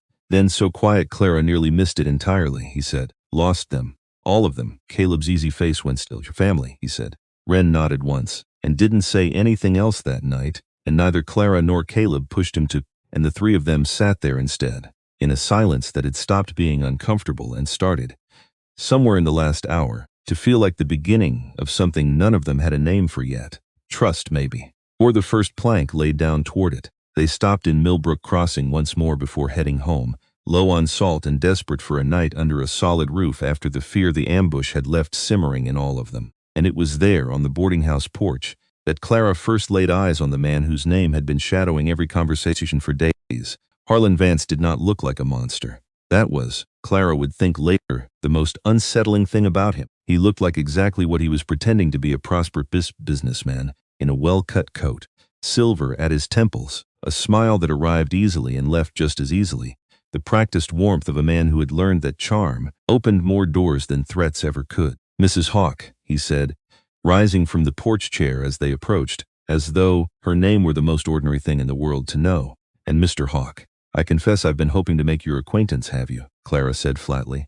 News travels, Vance said, spreading his hands in a gesture of easy apology. A cage, a wedding, a rather dramatic rescue of a man the whole territory had already decided was guilty. It's the sort of story people can't help repeating. His eyes moved to Wren, assessing, unhurried, the way a man appraises livestock he intends to purchase eventually, on his own schedule, regardless of what the animal might prefer. I understand you've had some trouble on the road recently. Terrible business banditry. This territory desperately needs more law and order. I've said as much to the governor's office myself. Strange kind of bandits, Caleb said, stepping up beside Clara, more courage in his voice than Clara had heard from him yet. Wearing company payroll tags, if the one Wren pulled off an unconscious man on the Cooper Road is anything to go by. Something flickered behind Vance's easy smile. Gone almost before it arrived. I'm sure I don't know what you mean, he said, though I'd be very interested to see any such tag if one exists. We take a dim view of our name being misused. I'll bet you would, Caleb said. Vance's gaze settled on him a long moment, longer than politeness required, and something in it made Clara's skin prickle, some cold current running beneath the warm surface performance. Young Mr. Whitmore, Vance said, and the way he produced the name so easily, so casually, made it clear he'd known exactly who he was speaking to before Caleb ever opened his mouth. A man in your line of work does well to choose his associations carefully. Carpentry contracts can dry up so quickly out here when a fellow develops a reputation for troublesome company. Is that a threat? Clara asked. Vance's smile widened, warm and terrible both at once. Mrs. Hawke, he said, I'm simply a businessman concerned for the well-being of good people in a difficult territory. I'd hate to see anyone come to further harm chasing shadows. His eyes moved once more to Wren, lingering there with a weight Clara didn't like at all. Especially a man with such a colorful history in these hills. It would be so easy for old troubles to resurface, wouldn't you agree? Wren said nothing, but Clara felt the change in him beside her, the sudden coiled stillness of a man deciding, with great effort, not to close the distance between himself and the smiling threat standing on the porch. We'll be on our way, Clara said, taking Wren's arm, steering the whole party past Vance and toward the mercantile before anyone's restraint gave out entirely. Of course, Vance called after them, pleasant as ever. Do give my regards to Mr. Pruitt if you happen to see him. I understand he's been rather hard to locate lately. Such a shame, he was doing such important work for us. Clara froze, because there was no reason at all for Vance to know that Warren Pruitt's name had crossed any of their lips in days, unless he'd been watching a great deal more closely than any of them had realized. She didn't turn around, didn't give him the satisfaction of seeing how deep the words had landed, but her hand found Trendren's and held it, and neither of them let go, until Millbrook Crossing was well behind them. They made camp early that night, tucked into a stand of rock a safe distance off the main road, none of them willing to say aloud, yet how badly the encounter with Vance had shaken them. It was Caleb who finally broke the silence, turning a strip of jerky over in his hands without eating it, his eyes fixed on the fire, like it might offer up an answer the rest of them couldn't find. He knew things he shouldn't know, Caleb said, about Pruitt, about all of it, and he knew my name before I ever gave it to him. Which means he's got eyes on us, Clara said. Has for a while, probably. Longer than we've had eyes on him. Or ears, Wren said quietly. Someone talking. In town. To him or his men. Caleb's jaw tightened when it passed half of Millbrook Crossing information for the right price. Man like Vance can make a lot of trouble disappear for folks willing to look the other way. Debts forgiven. Deeds signed over easy. That kind of persuasion adds up to a great many loose tongues. So we assume everyone's listening, Wren said. From now on, everyone. Nobody argued with that. What worries me most, Clara said slowly, is that he mentioned Warren by name. That means he already knows we've been asking about him, which means whatever is happening to Warren, wherever he is, Vance knows we're looking. And a man like that doesn't wait around once he knows he's being watched. Wren's eyes had gone distant, fixed on something past the fire that none of the rest of them could see. We need to move faster, he said, before he decides looking has become a problem worth solving permanently. They rode back to the valley 2 days later, Caleb promising to visit once the Cooper's porch was framed, and the closer they came to their own land, the more Clara noticed the change in Wren. His shoulders had drawn tight again. His eyes moved constantly to the ridgelines, the tree lines, the places a man could hide if he wanted to watch without being seen. What is it? She finally asked, as they crested the last rise before the valley opened below them. He didn't answer right away. He was looking at something past the shelter, past the creek, toward a shallow rise on the valley's northern edge that Clara had noticed before but never paid much mind to. A stretch of ground, slightly different from the rest, the grass grown in strange uneven patches, a scatter of stones arranged in a pattern too deliberate to be natural. Wren swung down from the mule before it had fully stopped. Walked toward that rise like something was pulling him there on a line he couldn't cut. Wren, he didn't answer.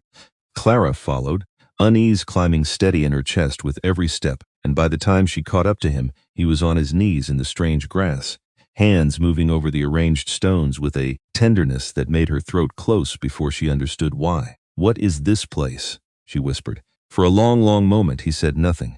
Then, slow, it seemed to cost him something physical, something that came out of him the way blood comes out of a wound that's been closed too long, and torn back open he began to speak. 5 years, he said. Almost 5 years. Wren, this is where they died. The words landed in the quiet like stones dropped into still water, and Clara felt the whole valley shift underneath her. Felt the ground she'd been imagining a future on turn, in an instant, into something far older and far heavier than she'd understood it to be. Your family, she said. This is... He nodded, touched one of the stones set slightly apart from the other two, arranged with a care that told her everything the words couldn't. My wife, he said. My mother. My brother. Clara's hand went to her mouth. They came at dawn, Wren said, and his voice had gone somewhere far away now. Somewhere Clara understood she was only being allowed to visit because he'd decided, finally, that she'd earned the right to stand in it with him. Many, I was at the forge, heard the screaming before I saw anything. His hand closed hard around the small beneath his palm.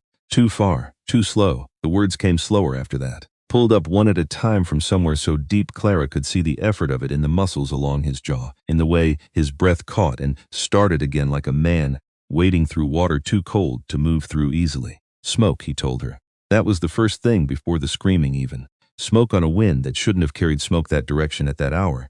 Then the sound. Not one voice, many, tangled together, and underneath them, one voice he had spent 5 years trying and failing to stop hearing his wife, calling his name across a distance he never closed in time. He'd run, dropped the hammer still glowing at the forge, run so hard his lungs had torn something loose that never quite healed right, and none of it had mattered, because by the time the trees opened onto the camp, there was nothing left to save. Only smoke, and silence arriving where the screaming had been, and men on horses already turning to ride back the way they'd come, unhurried, the way men ride when they're certain nothing behind them poses a threat anymore. He hadn't chased them, couldn't. His legs had simply stopped working, the way a body sometimes refuses to carry a person one step further into a truth it isn't ready to hold. It wasn't your fault, Clara said, though she understood even as she said it how useless the words were against a grief this old, this deep. I know that, Wren said. Here. He touched his head. Then, low, rough. Not here. His hand pressed flat against his chest. Clara knelt beside him in the strange grass, in the quiet ruin of a family she would never meet, and let the silence hold them both. Because there was nothing to say that would matter more than simply staying. Alana, Wren said. After a long while, so quiet Clara had to lean close to catch it at all. His wife's name, spoken aloud for the first time, seemed to cost him more than anything else had. That was her name. I had not said it since, not once in 5 years. He drew a slow breath. I buried them here. Then I went into the mountains, did not come out. did not speak. For years, until Wade Kessler, Clara said softly. Wren's jaw tightened, he said. Came at me, I do not know why. I defended myself. That is all I remember doing wrong. Clara looked around the valley with new eyes, at the land Warren Pruitt had promised her, sight unseen, in letters full of good soil and clear water. At the ridges standing guard on 3 sides, the same ridges that had once, apparently, guarded nothing at all, while men rode down out of them to end an entire family in a single dawn. Wren, she said carefully, did you know this land? Before. Was this all my father's ground? Wren said. Ours before it was anyone's to promise in a letter. The full shape of it settled into Clara's chest like a stone sinking through water, because Warren Pruitt hadn't stumbled onto empty land out here. He'd staked a claim on ground that already belonged, in every way that mattered beyond the paper the government cared about, to a family that had been slaughtered on it 5 years before he ever set foot in the territory. And somebody she was near certain now had wanted that family gone badly enough to make sure of it. The stakes, she said slowly. The ones stamped. V. Wade Kessler was surveying this exact valley. Right before he died, Wren looked at her, and in his eyes, for the first time since she'd met him, she saw something that wasn't grief at all. It was recognition, cold and clear, and finally, after 5 years of silence, beginning to take a shape he could name. They were still sitting there in the strange grass when the sound of a single rider reached them from the trail. Wren was on his feet before Clara had fully registered the hoofbeats. Body angled between her and the newcomer, every line of him drawn tight with the readiness of a man learning, all over again, exactly how much this valley had already cost him. The rider came into view a moment later. Silas Kessler, alone this time, no deputies, no crowd behind him to make his anger safer to carry. He reined in at the edge of the clearing and sat there a long moment, looking at the two of them, at the arranged stones behind them, at whatever understanding was already dawning behind his own tired eyes. Didn't come here to make trouble, he said finally. Figured you ought to know that before I say anything else. Then why did you come? Clara asked. Silas dismounted slow, careful, a man choosing every motion with more thought than usual, like he understood exactly how easily this conversation could go wrong. I ran into your friend Vance in town, he said, 2 days back. Real friendly fella. Asked me all sorts of questions about how I was holding up, about whether I'd found peace with Wade's death yet. His mouth twisted. Man's never spoken more than 10 words to me my whole life. Now suddenly he can't stop checking on my grief. He's worried, Clara said, about what you might be finding. That's what I started thinking too, Silas said. So I went back through Wade's things again, properly this time. Not just the grieving brother once over I gave it after the funeral. He reached into his coat, drew out a folded paper, worn soft at the creases from being handled too many times already. Found this tucked inside the lining of his good coat, like he didn't trust it to sit anywhere a man might think to search first. Because I've been asking questions, he went on, before Clara could reach for the paper. About my brother. About what he was really doing up in these hills before he died. He looked at Wren directly for the first time, and I don't much like the answers I'm finding. Say it, Clara said. Silas exhaled long, like a man setting down a weight he'd been carrying since the funeral. Wade wasn't just surveying, he said. He was flagging claims for Vance's company, marking which parcels had no clear owner. His mouth twisted around the phrase like it tasted foul, including this one. Vance wanted this land, Clara said. Vance wants every acre from here to the river, Silas said. And there's a problem with wanting land that already has people living on it. People with a claim older than any paper the territory's ever filed. His eyes flicked, just for a moment, to the stones behind them, and something in his face suggested he understood exactly what he was looking at. Problem that goes away real fast if those people happen to disappear. Clara felt something cold uncoil in her stomach. You're saying the raid, she said slowly, 5 years ago. The one that killed his family. I'm saying I found paperwork, Silas said, in Wade's things. After. Payment records. Names of men hired for clearing work out this direction. 5 years back, right around the dates that would line up. He shook his head, like even saying it out loud disgusted him. I didn't want to believe my own brother was part of something like that. Told myself there had to be another explanation. Is there? No, Silas said. There isn't. The silence that followed was long enough that Clara heard her own heartbeat in it. And Wade, she said finally, was he part of what killed him too? I think somebody decided Wade knew too much, Silas said, or got squeamish about what he was being asked to keep quiet. I think somebody needed a body up in these hills that could be blamed on a wild man nobody would bother defending. His jaw worked. And I think it worked exactly the way it was supposed to, right up until a fool woman with a wedding ring decided it wasn't going to. Clara looked at Wren. Wren was staring at Silas with an expression that had gone very, very still, the stillness. Clara understood now, of a man doing the same terrible arithmetic she was doing herself, watching 5 years of unexplained grief resolve, piece by piece, into a shape that finally had a name attached to it. Vance. Why tell us this? Clara asked. Why not just let it lie? You could have kept your brother's memory clean, kept your own hands out of it. Silas's jaw tightened. Because I buried my brother thinking he died doing an honest man's work, he said, and I've spent every day since finding out otherwise. I don't much like the taste it's left in my mouth. He looked at Wren again, longer this time, and because I watched a woman stand in a town square and ask people to look at the truth instead of their fear. Seemed a poor way to repay that, letting the real truth stay buried. Wren stepped forward, slow, deliberate, held out his hand. Silas looked at it a long moment. Then, something shifting behind his eyes that Clara suspected had taken him 5 years and a great deal of grief to arrive at, he took it. I don't forgive easy, Silas said. Don't expect I'll be your friend by supper, but I'll help you find the truth of this. Wade deserves that much honesty even now, maybe especially now.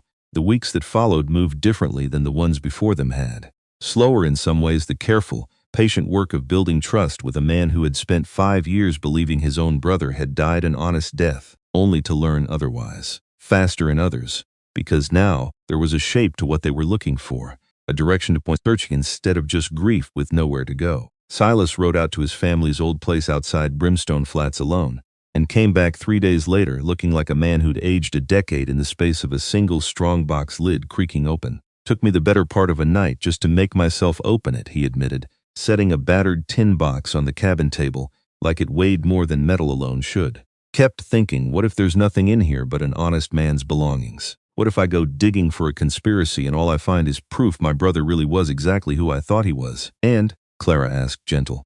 Silas's face answered before his voice did. He wasn't, he said entirely. Anyway, he opened the box. Inside, beneath a folded shirt and a pocket watch that had clearly meant something to somebody once, lay a small collection of papers, careful and organized the way only a man who kept records, because some part of him always suspected he might need them someday, as proof of something. Silas brought what paperwork he'd found, names, dates. A ledger page, torn and half burned but still legible in places, that listed payments under a heading that made Clara's skin crawl every time she looked at it. Clearance Northern Parcels. There's more, Silas said, spreading it across the table in the newly finished cabin, Caleb leaning over his shoulder with a candle for better light. Has to be. Wade wasn't important enough in that company to be the one making these decisions. He was following somebody's orders, Clara said. Harlan Vance doesn't get his own hands dirty, Silas said. Man like that keeps 3 layers of foreman between himself and anything that could hang him. But somewhere in this territory there's a paper trail that goes all the way up to him. There has to be. Wren, who had been quiet through most of the conversation, tapped a line on the ledger page. A notation Clara had nearly overlooked a single word beside one of the dates, written in a different hand than the rest. Confirmed. WP. Clara breathed. Warren Pruitt, Caleb said. The room went very quiet. Because if Warren Pruitt's initials were on a company ledger connected to the very land he'd promised Clara sight unseen connected, possibly, to whatever had happened 5 years before, on this exact valley floor, then the man who'd vanished a month before Clara's arrival wasn't simply gone. He was implicated, or he was in trouble. Possibly both. Clara stared at the 2 initials until the letters started to blur, her mind reaching backward through every letter Warren had ever sent her, hunting for some sign she might have missed. There hadn't been one. Only good soil and clear water and a porch he meant to build with his own hands. And none of it, she understood now, added up to the whole truth of a man capable of confirming whatever this ledger was confirming. Maybe he didn't know, she said, though the words came out sounding more like a question than she meant them to. Maybe he confirmed something small, something that seemed harmless at the time. Maybe, Silas said, though his tone suggested he doubted it. Or maybe he knew exactly what he was confirming, and just didn't expect the woman he was writing pretty letters to would ever end up standing in the middle of it. Clara didn't answer that. She didn't have an answer that didn't taste bitter going down. We need to find him, Clara said finally. Alive or otherwise, we need to know. Wren's hand found hers across the table, held it, and in the steady pressure of his grip, Clara felt something that had been missing from every promise she'd chased west, not certainty. Exactly, because certainty was still a long way off. But partnership, the kind that doesn't flinch from hard ground just because the ground turns out to be harder than expected. The trail toward Warren Pruitt, when they finally found the start of it, didn't lead where any of them expected. It was Caleb who turned up the thread, 3 days later, delivering lumber to a line camp Vance's company. Kept a half-day's ride north of Millbrook, crossing a rough cluster of buildings where survey crews bunked between assignments, more isolated than a town, less accountable than one too. He came back that evening pale and talking fast, the words tumbling out of him in a way that told Clara he'd been holding them in his chest the whole ride back. "There's a man up there," Caleb said. "Kept apart from the crew. Locked shed, if you can believe that. I only saw him for a second, through a gap in the boards, before one of the foremen chased me off the property for wandering somewhere I wasn't authorized." He shook his head. Thin, rough beard. Looked like he hadn't seen daylight proper in a good while. "Did you see his face?" Clara asked, her heart already climbing into her throat. "Only a glimpse," Caleb said, "but he had a way of standing. Like a man used to giving orders, even half-starved and locked in a shed." He hesitated. "I asked one of the crew, careful-like, who he was. Fella just about swallowed his own tongue, trying not to answer me. Finally said real quiet that it wasn't his business and it sure as hell wasn't mine." "Could it be him?" asked Pruitt. "I don't know," Caleb admitted. "But whoever he is, somebody's gone to a great deal of trouble to keep him quiet and keep him hidden. That's not how you treat an employee who's simply overstayed his welcome." Wren was already moving toward the door. "Wren," Clara started. "Tonight," he said. One word, flat and final. The flat, final tone he used when there was no room left in him for waiting. "We can't just walk and not walk," Wren said. He looked at her, and something steady and certain sat behind his eyes now. The look of a man returning, piece by piece, to skills he'd buried 5 years ago and never expected to need again. "I have done this before. Watched camps like this. Moved through them without being seen." "When?" Clara asked, though some part of her already suspected the answer would hurt to hear. "Before the cave," he said quietly. "After my family, I watched the men who did it. For a long time. Learned their patterns before I decided what to do with what I learned." The room went still. "What did you decide?" Silas asked low. Wren didn't answer that. Not directly. "Tonight," he said again, "we find out if it's him." They spent the last hour before dark in careful, quiet preparation, the kind that left no room for the fear each of them was privately swallowing. Wren checked and rechecked the knife at his belt, the coil of thin rope he'd fashioned weeks ago and never had cause to use, the small pouch of tools that had, until tonight, only ever been used for mending harness leather and fixing wagon wheels. Clara packed salve and clean cloth, because whatever state they found this prisoner in, she suspected he would need tending before he could travel far. Caleb sat sharpening a hatchet. He clearly had no intention of actually swinging at anyone, the repetitive motion of stone against blade, the only thing keeping his hands from shaking outright. And Silas, quiet in the corner, checked his rifle 3 times over, though Clara suspected the checking had less to do with the weapon's readiness and more to do with needing something to occupy the part of his mind that kept circling back to his brother, to whether Wade, too, had once stood in a room like this, checking gear before doing something he knew was dangerous and necessary both at once. "You don't have to come," Clara told him quietly, while the others finished their own preparations. "This isn't your fight, not the way it's mine, or Wren's." Silas looked up from the rifle. "Wade made my fight the day he took company money to help bury the truth about what happened to Wren's family," he said. "I don't get to hand that back just because it's inconvenient to carry." His jaw set. "Besides, somebody in this outfit ought to know how to talk their way past a fence line if talking's what's called for instead of sneaking." Despite everything, despite the fare sitting cold in her stomach, Clara found herself almost smiling. "Fair enough," she said. They left after dark, the 4 of them, moving quiet along a trail. Wren seemed to navigate by instinct even under a moon too thin to light much of anything. Caleb had drawn a rough map of the camp from memory, and Silas had brought a rifle he handled, with the grimness of a man who hoped he wouldn't need it and had decided to bring it anyway. Clara had never been more frightened in her life. Except being frightened, she was learning. Didn't stop a person from moving forward. It just meant every step forward had to be chosen on purpose, over and over, instead of happening by accident the way easy things happened. Wren stopped them a half-mile out, crouched, drew a rough shape in the dirt with one finger, quick and economical, the camp's layout. The gate, the bunkhouse, the shed set apart from everything else, exactly where Caleb remembered it. 2 watches, he said low. Change at moonset. We move before then after more eyes. How do you know when moonset is? Caleb whispered. Wren glanced up at the thin crescent hanging low over the ridge, didn't answer, didn't need to. Silas, he said instead, you and Caleb hold the gate. If trouble starts, you're our way back out. Do not follow past the fence line unless I signal, and if something goes wrong before you signal, Silas asked. Then you'll hear it, Wren said simply. This kind of wrong is never quiet for long.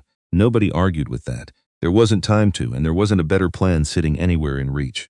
The camp came into view a little after midnight, a scatter of low buildings. A fire burned down to coals outside what looked like a bunkhouse.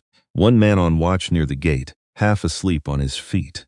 Wren stopped them at the tree line, one hand raised, and for a long minute did nothing but watch. Clara's heart climbed steadily into her throat, with every second that minute stretched, until she saw that this waiting, this patient, motionless watching was as much the skill as anything that came after. He was learning the camp's breathing before he ever set foot inside it. Learning where its attention was thin and where it wasn't. Finally he lowered his hand. Now he breathed barely, then share, stay low. Stay behind me. If I stop, you stop. Wren went first. Alone. Clara watched him disappear into the dark, like the dark had simply decided to make room for him, and the wait that followed stretched long enough that she started counting her own heartbeats just to have something to hold on to. Then he was back, silent as he'd left, materializing out of the shadow at her shoulder so suddenly she nearly gasped aloud. He held up one hand.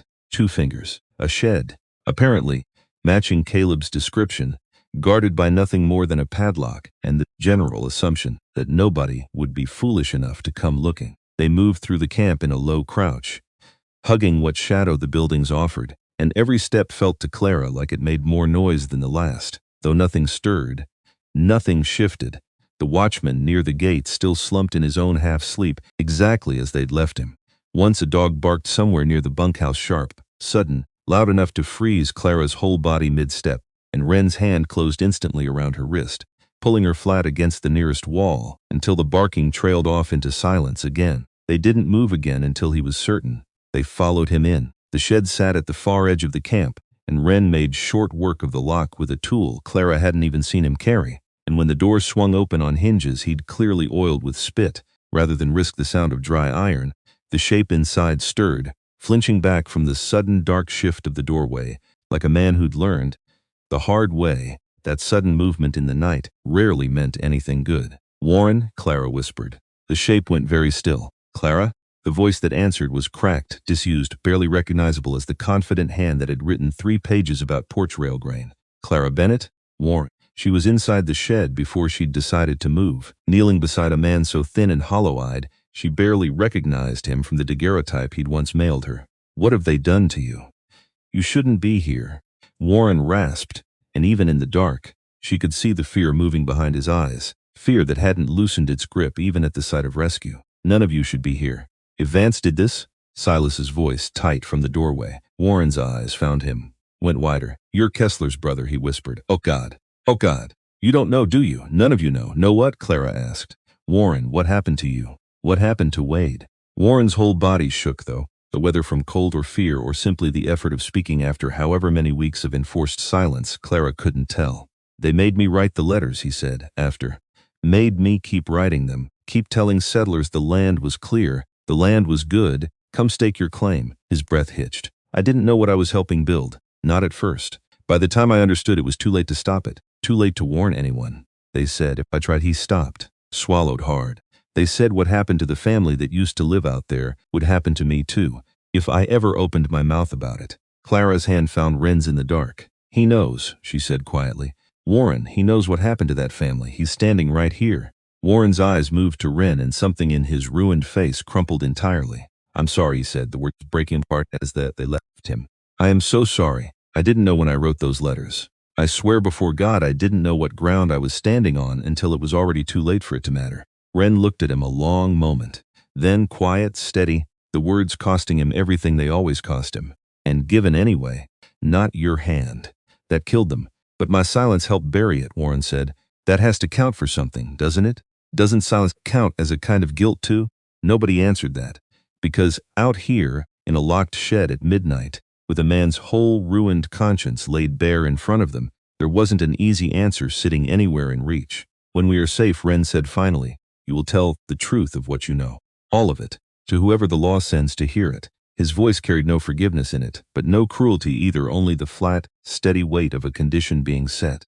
"That is the only penance that means anything now." Warren nodded, fast and desperate, like a drowning man, agreeing to any terms that might keep his head above water a moment longer. "Yes," he said.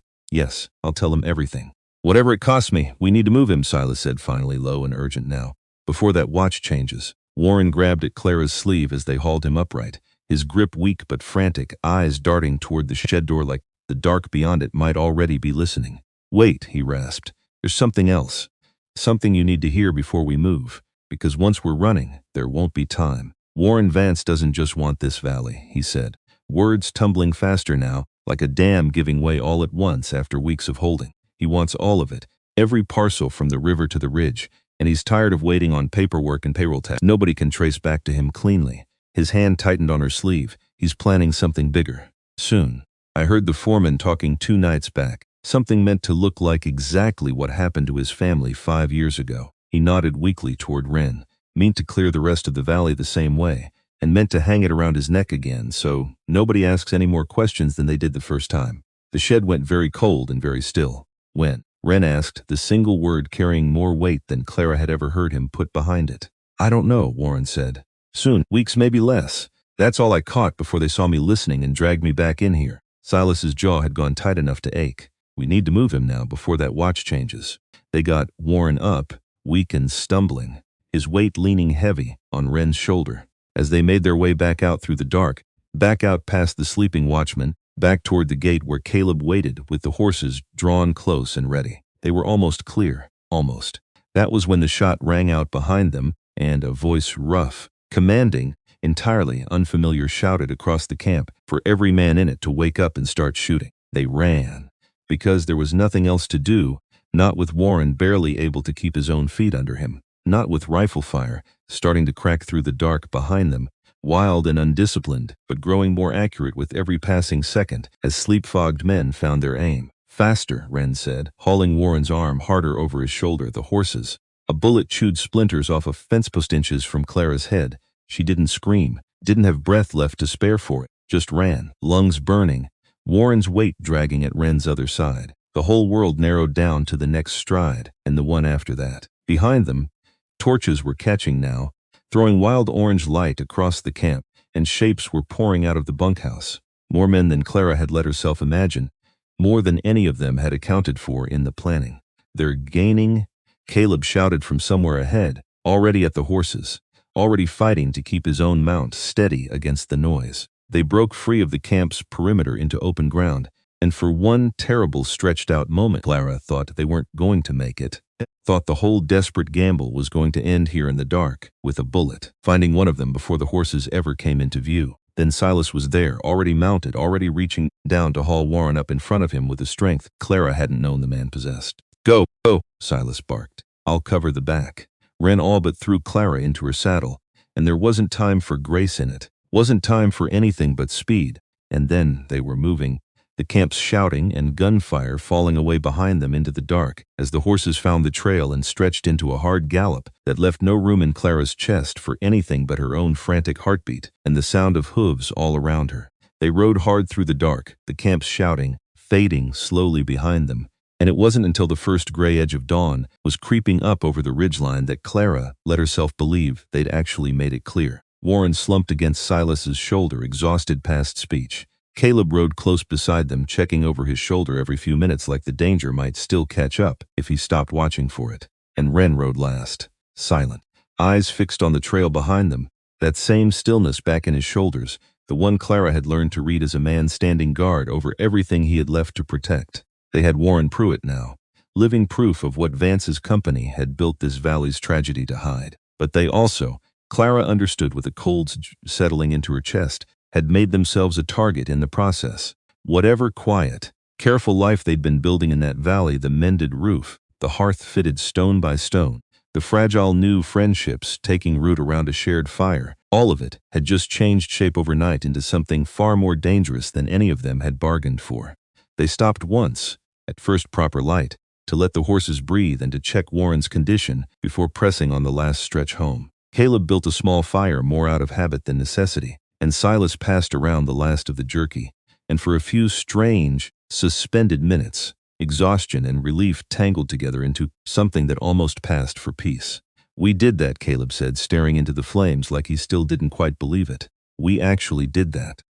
"Wren did that," Silas corrected, though there was no resentment in it, only plain honest accounting. "Rest of us just tried to keep up and not get shot." Wren, crouched near the makeshift bandage on his wrist, glanced up at the two of them. "We did it," he said, quiet but firm. "Together. I could not have gone in alone and come out with him still breathing." It was, Clara thought, the longest sentence she'd heard him offer to anyone besides herself, and something in the easy way it landed, among the four of them accepted, unremarkable, simply true, told her more about how far they'd all come than any longer speech could have managed. Caleb grinned, tired and lopsided. "Well, don't go getting sentimental on us now, Hawk. I might start expecting full conversations." Wren's mouth twitched, not quite a smile, but close enough kin to one that Clara felt her own chest loosen, just slightly, for the first time since the gunfire had started the night before. They rode the rest of the way home slower, unhurried, four exhausted people and one recovering captive, bound together now by something more solid than the danger that had first thrown them into each other's paths. They gave Warren the cabin's one real bed, and took turns sitting with him through what remained of that first exhausted day, feeding him broth in small spoonfuls, watching the color slowly return to a face that had gone the color of old ash from weeks of captivity. He slept most of it away. When he finally woke, clearer-eyed than he'd been in the shed, he found Clara sitting beside him, and something in his face crumpled all over again at the sight of her. "I kept your letters," he said, voice still rough but steadier now. "Every one you sent back. Read them so many times in that shed I could recite them in my sleep. It was the only thing that felt clean to hold on to." He swallowed hard. "I don't expect forgiveness, Clara. I just needed you to know that. I'm not sure forgiveness is mine to hand out," Clara said honestly. "Not yet, maybe not for a while. But I am glad you're alive. That much I know for certain." Warren nodded, and something in his shoulders eased, just slightly, as if that much honesty was more than he'd let himself hope for. Outside, Clara found Wren sitting alone on the porch step, watching the last color drain out of the evening sky, the small carved horse turning slowly between his fingers, the way it did when his thoughts had wandered somewhere she couldn't follow. She sat beside him without asking permission. Some places, she'd learned, didn't require an invitation, just a willingness to stay quiet in them. "You did something enormous tonight," she said softly, pulling him out of there, facing that camp. She paused. "I don't think I said that clearly enough in all the running." Wren was quiet a long moment. "I did not do it only for him," he said finally. "Then for who?" He looked at her, and, in the fading light, something in his eyes had gone soft in a way she hadn't seen before. Not the wariness she'd grown used to reading there, not the grief that still lived permanently in the corners of him, but something gentler, something that had been growing, she realized, for weeks now, quiet and unremarked, the way things grow best when nobody's watching too closely, to frighten them back underground. "For this," he said, gesturing not just to the cabin, not just to the valley, but to the whole fragile shape of everything they'd built together, since a cage door swung open in a town square that felt now like it belonged to another lifetime entirely. "For what we are making. I did not think I would want to make anything again after. And now? Now I am afraid of how much I want it to last," he said, and the honesty in it landed somewhere deep in Clara's chest, somewhere that had been guarded so long she'd nearly forgotten it could be reached at all. She reached over, took his hand, the one still holding the small wooden horse, and instead of pulling it free, she simply closed her fingers around his, carving and all. "Then we'll fight to keep it," she said. "Both of us. Together." He nodded, and for a long while after that, neither of them said anything more, because some promises didn't need repeating once they'd already been understood. It was 2 days later, on a supply run into Millbrook Crossing to fetch medicine for Warren's still healing wounds, that Caleb spotted the rider waiting outside the cabin. When they returned, a rider who'd apparently been sitting patient at their gate for the better part of an hour. Not Vance's man. Not a threat at all. As it turned out, just the postal rider from Millbrook Crossing, patient and unbothered, holding a single letter that had apparently been sitting at the mercantile for the better part of a week, waiting for someone to come collect it. "Mrs. Hawk?" the rider asked, squinting between Clara's travel-worn face and the exhausted, wounded party behind her. "Got something here marked urgent all the way from Ohio." Clara's stomach dropped before she'd even taken the letter into her hands, because Ohio meant one thing and one thing only, in a life that had otherwise left every part of its old shape behind. James. She broke the seal with fingers that weren't quite steady, and read the words twice before they fully landed, the county prosecutor's careful legal language, informing her that the men responsible for her first husband's murder had finally been apprehended on unrelated charges, that new evidence had come to light, that her testimony was required.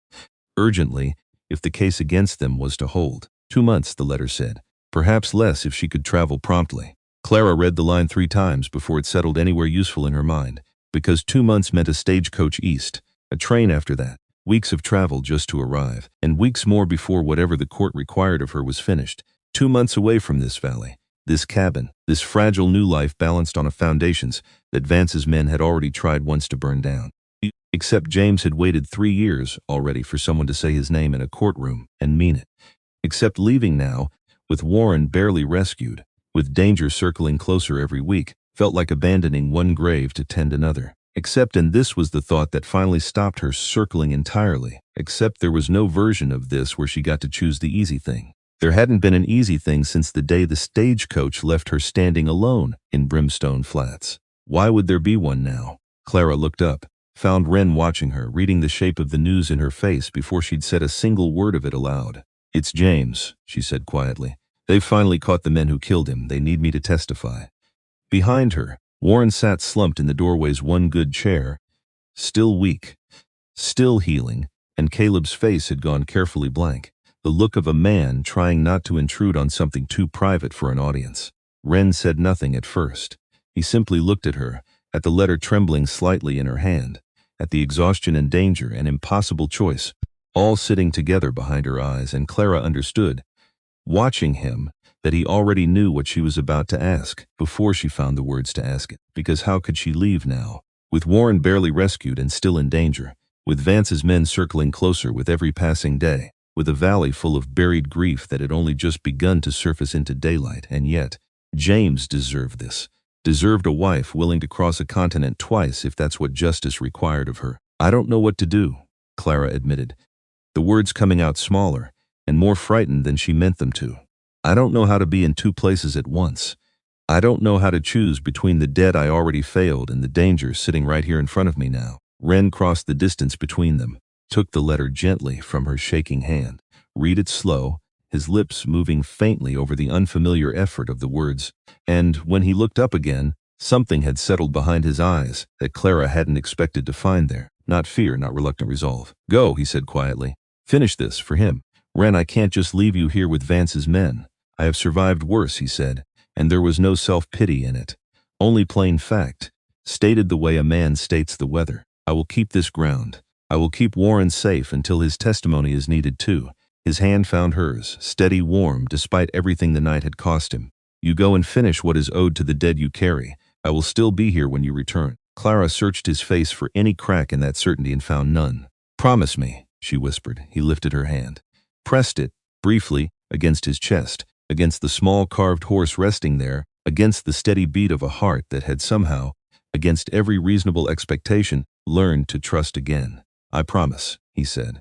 Clara wanted to believe the promise was enough, wanted to believe 2 months was a small enough gap in time that nothing irreversible could pour through it, except she had believed that once before too, had believed James would still be plowing that field come supper time, right up until the moment a man with a Spencer rifle had proven otherwise.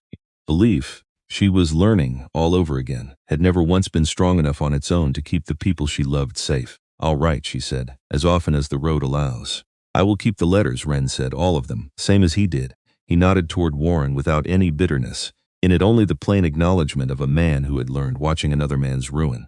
Exactly what letters could come to mean when there was nothing else left to hold on to. Silas cleared his throat from the doorway, gruff and awkward in the way of a man unused to standing inside tender moments. "I'll ride with her partway," he offered. "Far as the rail line, at least. 2 months is a long stretch for a woman to travel alone, whatever else is chasing the rest of us out here." "Thank you," Clara said, and meant it more than the simple words could carry. Caleb, for his part, had already started listing supplies under his breath: flour, powder, rope, the practical litany of a man who processed fear by making himself useful. And something in his quiet industry eased the knot sitting behind Clara's ribs, just slightly, because whatever came next, she wasn't leaving Wren and Warren entirely alone in it. There was a whole small, stubborn circle of people now standing between this valley and whatever Vance intended to send against it. That would have to be enough. It would have to be, because there was no version of the next 2 months where it could be anything else. Clara left 3 days later. At first light, Silas mounted beside her, and the whole small circle of them gathered at the edge of the valley to see her off. She looked back once, At the cabin with its true-hung door and its carefully fitted hearth, at Wren standing in front of it, with the morning sun catching gray in eyes that had learned, against every reasonable expectation, to hold something other than grief. 2 months, she called back to him. I will count them, he answered, and even at a distance, she could hear how much the words cost him to say aloud, and how much he meant every one of them anyway. She turned the horse east, and behind her, unnoticed in the weight of that quiet vow, Warren Pruitt watched the exchange with something like grief moving across his ruined face, a grief Clara would only understand much later, or the grief of a man who already knew that whatever came next for this valley was going to cost every one of them a great deal more than they yet understood. The stagecoach east felt like traveling backward through her own life. Clara watched the desert give way to grassland, the grassland give way to trees, thick enough to actually call a forest, and somewhere around the second week she stopped recognizing the woman in the coach window's reflection. Sunburned, lean in a way 3 years of Ohio comfort had never made her. Eyes that had learned to read tracks in dirt, to gut a quail clean, to stand in front of a cage and refuse to look away. She was not the same Clara Bennett who'd boarded a train west with a carpet bag and a stranger's letter. Except Ohio didn't know that yet. Ohio still expected the grieving widow who'd left 3 years ago, and Clara understood, watching the familiar hills roll past the window, that she was going to have to be that woman again, at least for a little while, at least long enough to stand in a courtroom and say what needed saying about a husband whose face she could barely picture clearly anymore, without Wren's face rising up first in her mind instead, because that was the strange arithmetic grief did ports. She was learning. It didn't erase what came before. It just made room, slowly, reluctantly, for something new to stand beside it. And somewhere on this endless stretch of track, she'd stopped feeling guilty about that room existing at all. Silas rode with her as far as the rail line, true to his word, and left her there with a nod that said more than his usual careful sentences ever managed. Come back safe, he said. Valley won't without somebody sensible keeping Whitmore from talking himself into trouble. Take care of them, Clara said. Both of them, already planning on it, Silas. She hesitated, searching for words that felt large enough for what she meant. Thank you, for everything, for choosing the harder truth over the easier grief. Something crossed his weathered face, not quite a smile, but close kin to one. Wade would have wanted somebody to, he said simply. Might as well be me. She watched him ride back west until he was nothing but a shape against the horizon. And then the train came, and then there was nothing to do but sit with her own thoughts for 2,000 miles of track. The courthouse in her old county looked smaller than she remembered. Everything did, that first week back. The house she'd sold. The church where she'd sat every Sunday pretending not to watch the man who'd killed her husband smile at her from 3 pews back. The whole town seemed to have shrunk while she was away, the way places always do once you've measured them against something larger. She stayed at a boarding house, 2 streets from the courthouse, and the first night there, lying in a bed too soft after months of a mattress stuffed with dried grass, she found herself missing the specific texture of Arizona silence, the coyotes, the wind through junipers, the sound of wrens breathing slow and even beside her. Ohio's silence felt different. Empty somehow, for all that it was surrounded by more people than the whole territory she'd left behind. She wrote to him that first night, by candlelight, though she had no way yet to send it. I keep looking for you in rooms you have never been in, she wrote, which is a foolish thing to write to a man who cannot read yet as easily as he deserves to. But I find myself doing it anyway. Missing you has become its own kind of company out here. The trial itself moved fast once it finally began. The prosecutor was young and hungry and treated Clara's testimony like the missing keystone he'd been waiting 3 years to slot into place, and she gave it to him plain and steady, every detail she'd carried folded up behind her ribs since the day James died. The Spencer rifle, the exact slant of afternoon light across the field, the man's face in church the following Sunday, smiling at her like grief was a debt he'd already settled. And you're certain, the prosecutor asked, that the defendant is the same man you saw that day? Clara looked across the courtroom. Older now, grayer, but the same cold flatness behind the eyes that she remembered from 3 years of watching him sit comfortably in a pew that should have belonged to a guilty conscience instead. I'm certain, she said. The defense tried briefly to shake her, asked about the distance, the angle of the sun, whether grief hadn't perhaps colored her memory into something more convenient than accurate. Grief doesn't invent details, Clara said, before the prosecutor could object on her behalf. It carves them in deeper. I could draw you that field from memory, down to which fence post the shadow fell across when the shot came. I have had 3 years and one very long journey west to make absolutely certain I wasn't wrong." The defense attorney sat back down without further questions. The verdict came 4 days later. Those 4 days stretched long and strange. Clara, neither fully in Ohio nor fully back in the valley, suspended somewhere between the two lives she was learning to carry at once. She spent the waiting hours walking familiar streets that no longer felt like hers. Past the church, past the general store, past the field itself once, standing at its edge and finding, to her surprise, that the ground held less power over her than it once had, because the field wasn't the wound anymore. It was just dirt. The wound had always lived in her, and she was learning slowly that she could carry it forward now, instead of staying pinned beneath it. Guilty, on all counts. And when the judge read the sentence aloud, Clara felt something in her chest unclench that had been clenched so long she'd stopped noticing the tension until it finally let go. It wasn't joy, exactly. James wasn't coming back. Nothing about this fixed the plowed field or the years she'd spent alone afterward, learning how to survive on land other people had decided belonged to them instead.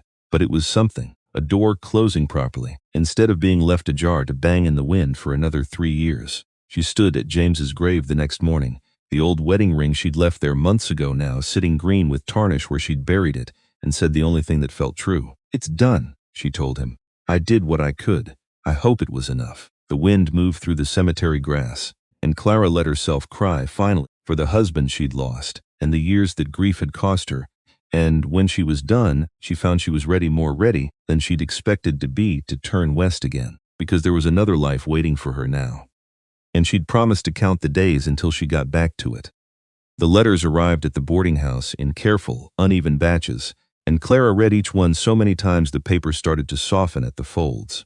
The first was short, painfully short, 3 lines total, and she understood, reading it, exactly how much effort those 3 lines had cost him. "Roof holds.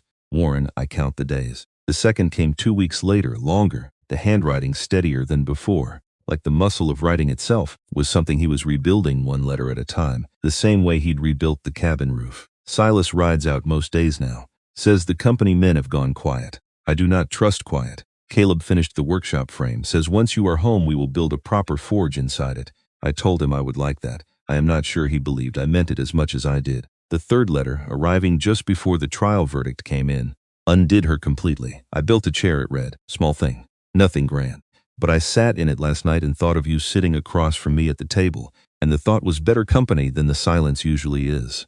I did not know silence could feel different depending on who you are missing inside it. I am learning that now. Come home when your justice is finished. I will be here, I promised." Clara pressed that letter flat against her chest that night, alone in a boarding house room, 3,000 miles from the valley, and let herself feel, for a moment, exactly how much she'd grown to need a man who 2 months ago had barely been able to say his own borrowed name aloud. What the letters didn't say, what Wren would tell her much pieces, the way he told her everything that cost him something was how close those 2 months had come to unraveling entirely. The workshop frame Caleb had helped raise stood finished within the first 3 weeks, and Wren threw himself into the work of it the way a man throws himself into anything that keeps his hands too busy to dwell on an empty half of a shared bed. He fitted the forge stones with the same exacting care he'd given the hearth, built a proper anvil stand from oak Caleb hauled in from Millbrook Crossing, made horseshoes nobody had ordered yet, just to feel the old rhythm of hammer and heat settle back into muscles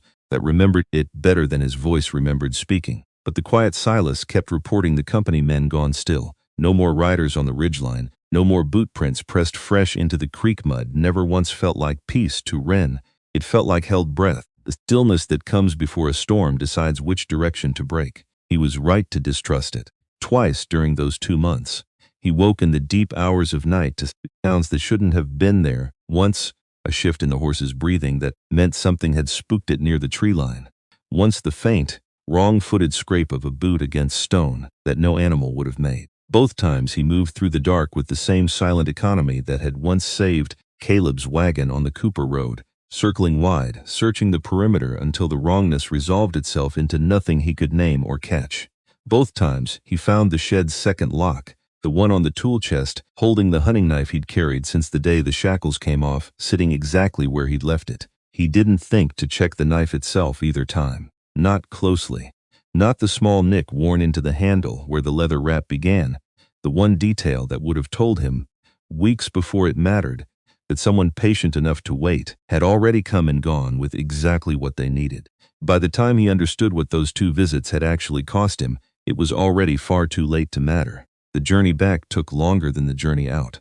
Partly the weather, partly a washed-out section of track that cost her 4 extra days sitting in a station that smelled of coal smoke and impatience. But mostly, Clara suspected it was simply that time moved differently. Depending on which direction a person's heart was pointing, and every mile back toward Arizona territory felt like it was stretching itself out on purpose, just to test how much longing she could hold before something in her finally broke. She reached Brimstone Flats on a hot, bright afternoon almost exactly 2 months after she'd left, and it was there, stepping down from the stagecoach into a town that had once caged her husband in its own square, that she understood something had gone badly wrong. Because the streets were too quiet, because the few people she passed wouldn't meet her eyes, the same flicker and look away she remembered. From her very first day here, the silence of a town that knew something and had decided, together, not to be the one who said it first. Clara's mind raced ahead of her, cataloging every possible disaster before she'd even set her second foot on the ground. An accident, a sickness, something with Warren still fragile from his months of captivity. Except none of those explanations accounted for the way people's eyes slid past her, like she was something they'd rather not have to name out loud. Because Sheriff Colton Rourke was standing outside his office when she came around the corner, and the look on his face when he saw her stopped her cold in the middle of the street. "Mrs. Hawk," he said, and something in the careful way he said it told her everything before he managed another word. "Where is he?" Clara said. Not a question. Couldn't afford for it to be a question. Rourke's jaw worked. "In the cage," he said. "Same one as before. Judge Ward's holding him for the circuit court. There's a body, Mrs. Hawk. Found 2 days back, not a mile from your valley." The ground seemed to tilt beneath Clara's boots. "Whose body, company man?" Rourke said.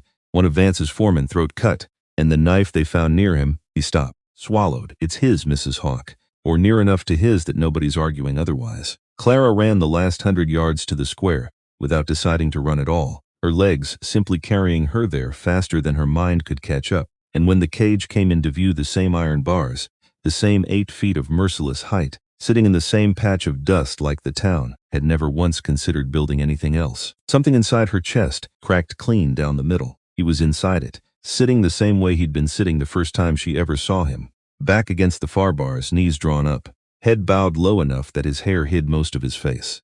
For one terrible, suspended second, the 2 months collapsed entirely. And Clara was standing in that same square all over again, a stranger with a ring and a foolish, desperate hope, watching a broken man refuse to lift his head for anyone. Except this time, when her footsteps reached the edge of the crowd that had already begun gathering, his head lifted immediately. Found her. And whatever had been holding him together through 2 days of this, whatever grim, patient endurance he'd been rationing out to survive it, visibly loosened at the sight of her, like a held breath finally allowed to leave a body. "Clara." His voice, cracked from disuse or from something worse, carried clear across the square. "I'm here," she said, crossing to the bars, close enough now that she could see the fresh shackle marks already forming on his wrists, could see the exhaustion sitting stone still in him, the look of a man who had been telling himself for 2 days straight that she would come. In one, "I did not do this," he said. "Clara, I swear to you," she said, "I already know," because there was no version of this where she doubted him. Not after everything. Not after 2 months of letters that proved, line by careful line, exactly what kind of man he'd become in her absence, the kind who built chairs and counted days and thought her company was worth missing. That man did not cut a stranger's throat and leave a knife behind as a signature. "Someone did this to you," Clara said. "Someone wanted you back in this cage badly enough to kill for it." Wren's eyes, gray as the storm she'd first seen behind them, held hers steady through the bar. "Vance," he said, one word. All the explanation either of them needed. Silas found her 20 minutes later, pushing through the gathered crowd with Caleb close behind him, both men's faces carrying the worn-down look of people who had already spent 2 sleepless days trying to solve an impossible problem. "Thank God," Silas said. "We sent word the moment it happened, but we didn't know if it would reach you before." "Tell me everything," Clara said. "From the start. Don't soften it." So they told her. The body had been found at dawn 2 days back, sprawled near the northern boundary of the valley where the creek cut close to the old wagon trail. A company man, one of the foremen who'd overseen the line camp, where Warren had been held throat open clean, and beside him, half buried in the dirt, like it had been dropped in a struggle, a hunting knife that matched, in every detail anyone in town could recall, the one Wren had carried since the day the shackles came off his wrists. "Except it isn't his," Caleb said. "I'd bet my life on it. His knife's got a nick in the handle, right where the leather wrap starts. This one's clean. Whoever planted it either didn't know that detail, or didn't think anybody'd look close enough to catch it." "Did you tell Rourke that?" "Told him," Silas said. "Agreed the nick's missing. But agreeing in private and standing up in front of a circuit judge to say a dead company man's murder doesn't add up the way Vance wants it to. Those are two very different kinds of brave, and Rourke's never been the second kind." "Who's the dead man?" Clara asked. "Do we know?" "Foreman named Dutch," Caleb said. "Ran the crew at the line camp where Warren was held. Word around town is he'd been getting nervous lately, drinking heavier than usual. A couple fellas at the saloon said he'd started talking about wanting out of whatever arrangement he had with the company." Clara felt the shape of it settle into place before either man finished explaining. "He was going to talk," she said, "same as Wade started to, and somebody decided a dead man tells no stories and a caged one makes a much more convenient villain than the truth does." "That's how I see it too," Silas said grimly. "Problem is seeing it and proving it are two different animals entirely." "Where's Warren now?" "Safe," Caleb said. "Locked room at the boarding house. Two of us taking turns standing watch. Figured after everything we weren't about to let him out of sight until this is settled one way or the other." Clara felt something cold and clear settle into her chest, the kind of clarity that only arrives after fear has run its full course and left something harder behind in its place. "Then we make Rourke the brave kind," she said. "Or we find someone who already is. Either way, we're not losing him to that cage twice." Judge Elias Ward received them in the same small office, where he'd once pronounced Clara and Wren man and wife, and the old man looked, if anything, more tired than the last time she'd seen him, the tiredness of a man who has watched a town's capacity for fear prove itself over and over, more durable than its capacity for justice. "I remember you," he said, settling into his chair with a wince that spoke of joints grown no younger in 2 months. "The woman who talked more sense into this town in one afternoon than I'd heard in a year." "I need you to do it again," Clara said. "Or something close to it." Ward studied her a long moment. "There's a body, Mrs. Hawk," he said. "A knife. A pattern that looks on its face distressingly similar to the one that put your husband in that cage the first time." "That's exactly the problem," Clara said. "It looks similar because it's meant to. Someone studied how this town convicted him once already and built a copy of it, knife and all, specifically because they knew it would work twice as easily as it worked the first time." Ward's eyes sharpened at that. "Go on." Clara laid it out the payroll tag from the ambush, the ledger page Silas had recovered.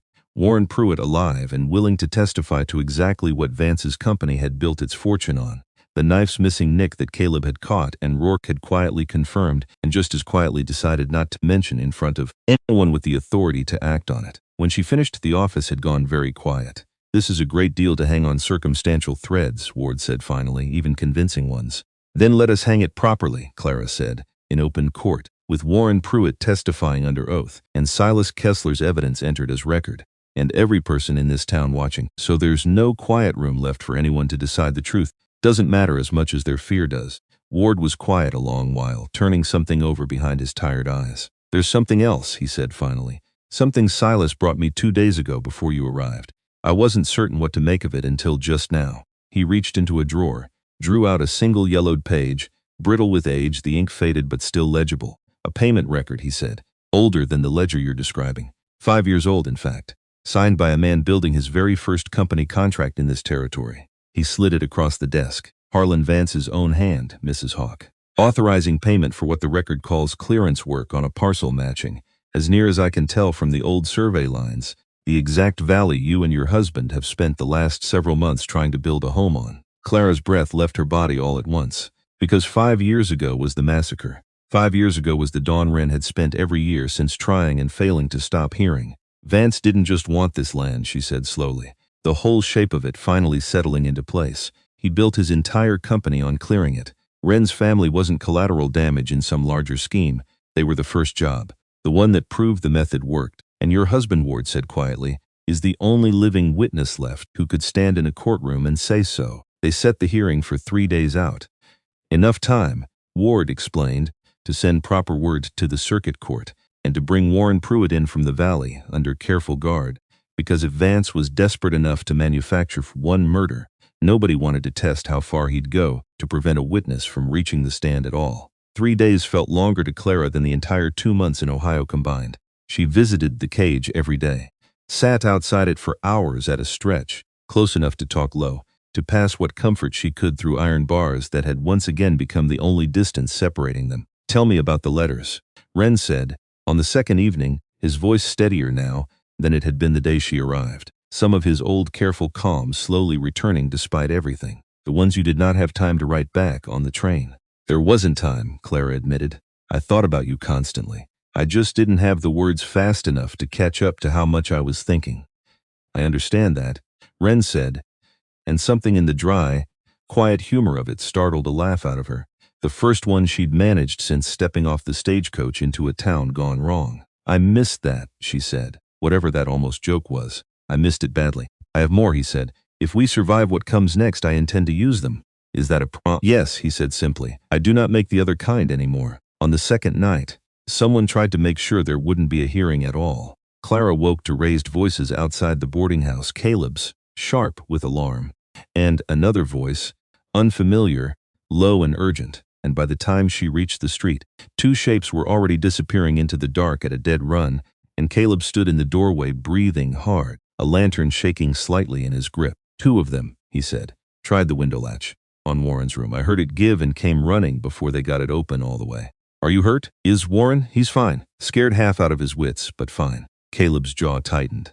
"They weren't here to talk, Clara. Whoever sent them wanted our only witness gone before he ever reached that stand." Word reached Judge Ward within the hour, and by morning he'd doubled the watch on Warren's door and moved the boarding house guard to include a deputized Silas standing armed through the remaining nights, grim and unmoving as a fence post. "He's rattled worse this morning," Silas reported to Clara, nodding toward the room where Warren sat white-faced over an untouched breakfast. "Might lose his nerve before we ever get him to the stand." Clara went to him herself, found him staring at his hands like they belonged to someone else. "They'll try again," Warren said, before she could speak. "Won't they? However this hearing goes, they'll keep trying until either I'm dead or too frightened to speak." "Maybe," Clara said honestly, because she'd promised herself somewhere on that endless train ride home that she was done offering comfortable lies to anyone, including herself. Or maybe once the truth is said out loud in front of the whole town, in front of a judge, there's nothing left worth silencing you over.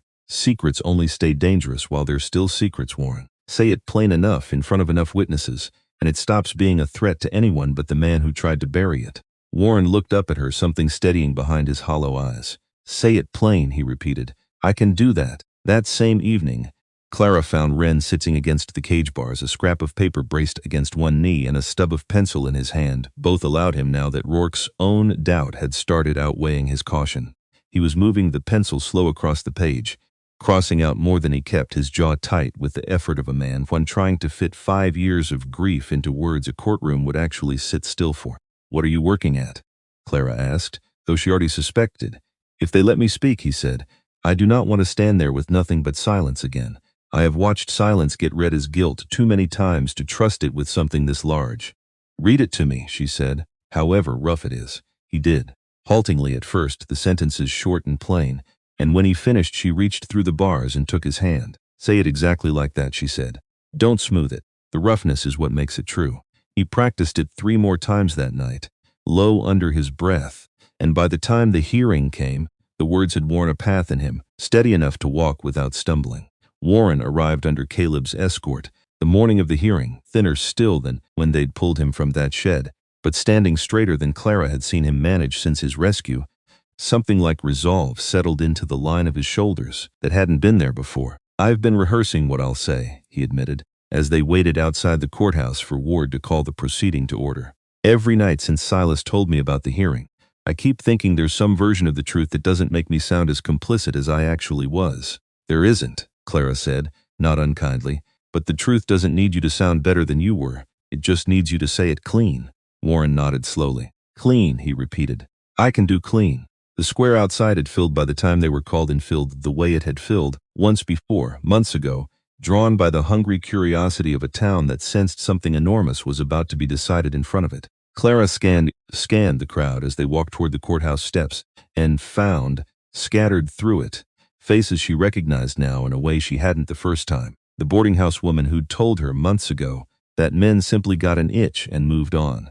The old man who'd whittled on his bench and shrugged when she asked after Warren Pruitt. Silas, standing near the front, his jaw set with the grim readiness of a man who'd already decided which side of this he intended to be found standing on, whatever it cost him. And near the back, unmistakable even at a distance, silver at his temples and a smile arranged carefully across his face, Harlan Vance himself, come to watch what he clearly still believed was going to be his victory. The hearing began with formalities Clara barely registered, her whole attention fixed on the cage, still standing at the edge of the square, on Wren being led from it in fresh shackles towards a chair set up for the accused, close enough that she could see exactly what it cost him to hold his shoulders steady under the weight of every watching eye. She found a seat near the front, close enough to reach him if she needed to, and forced her hands still in her lap, though everything in her wanted to be doing anything other than simply waiting to see whether the truth proved strong outrun the fear that had convicted him once already. She scanned the crowd once more before the proceeding began, and found something had shifted in it since her first desperate afternoon in this same square. Fewer hard, hungry faces, more uncertainty. A town that had spent months watching a silent man rescue a wagon, fix a broken cane, build a cabin stone by careful stone, was no longer quite so eager to file back into its old certainties without at least pausing to ask whether those certainties had ever been earned honestly. That didn't mean the fear was gone. Clara could still feel it, thick in the air, in the tight set of shoulders around her, in the way conversations dropped low whenever the cage came into view. But it was fear tangled now with doubt, and doubt, she'd learned, was a door.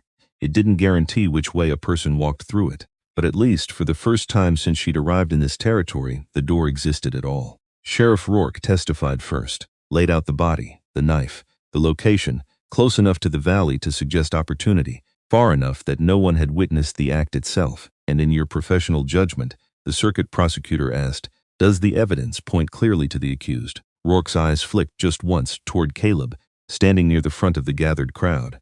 The knife matches, he said carefully, in most respects. Most respects. Rourke hesitated, and in that hesitation, Clara saw exactly what Ward had described a man capable of noticing an inconvenient truth, but not, until this exact moment, capable of the courage it took to say it out loud where it mattered. There's a detail, Rourke said finally. A nick in the handle of the knife the accused is known to carry, missing from the one found at the scene. A murmur moved through the crowd. Sheriff, the prosecutor pressed, are you suggesting the weapon was planted? Rourke's eyes found Clara's for just a moment. Found, she thought, something in her steady, unflinching gaze that finally tipped whatever balance had been keeping him silent these past 2 days. I'm suggesting, he said, that I don't rightly know. And a man's life hanging on evidence I don't rightly know feels like the wrong kind of certain to be sending anyone to a rope over. The prosecutor pressed harder. You arrested him regardless. I did, Rourke admitted, because the evidence looked clean at the time, and because this town has a memory for fear longer than its memory for doubt.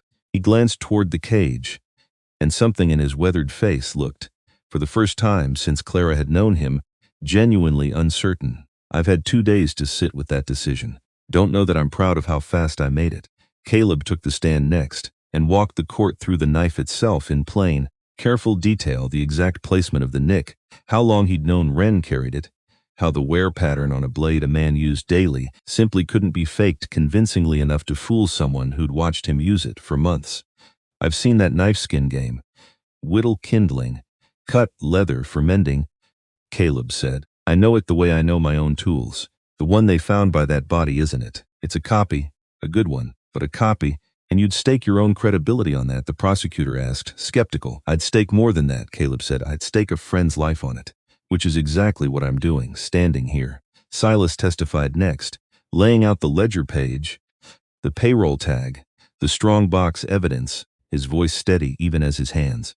Clara noticed, trembled faintly around the papers he held. My brother worked for Vance's company, he said, flagging land for what they called clearance. I buried Wade thinking he died an honest man's death. I've spent 2 months since learning that isn't the whole truth, and I'll be damned if I let this town bury an innocent one on top of it. The prosecutor tried to dismiss the ledger as circumstantial, a coincidence of initials and dates that proved nothing conclusive on its own. Silas held his ground. Maybe it's circumstantial standing alone, he said. But it isn't standing alone. Not anymore. Not once you put it beside everything else this court's about to hear. Then Judge Ward called Warren Pruitt to the stand, and the square went silent in a way it hadn't managed for any witness before him. Warren stood, walked to the chair set before the assembled crowd on legs that shook only slightly, and when he began to speak, his voice carried further than Clara had thought his ruined lungs still capable of. "My name is Warren Pruitt," he said, "and 5 months ago, I wrote letters to a woman in Ohio, describing land I had never properly investigated, because Harlan Vance's company paid me to make settlers want it badly enough to move west without asking too many questions." A ripple moved through the crowd. Vance's easy, practiced smile, Clara noticed from across the square, had gone very still.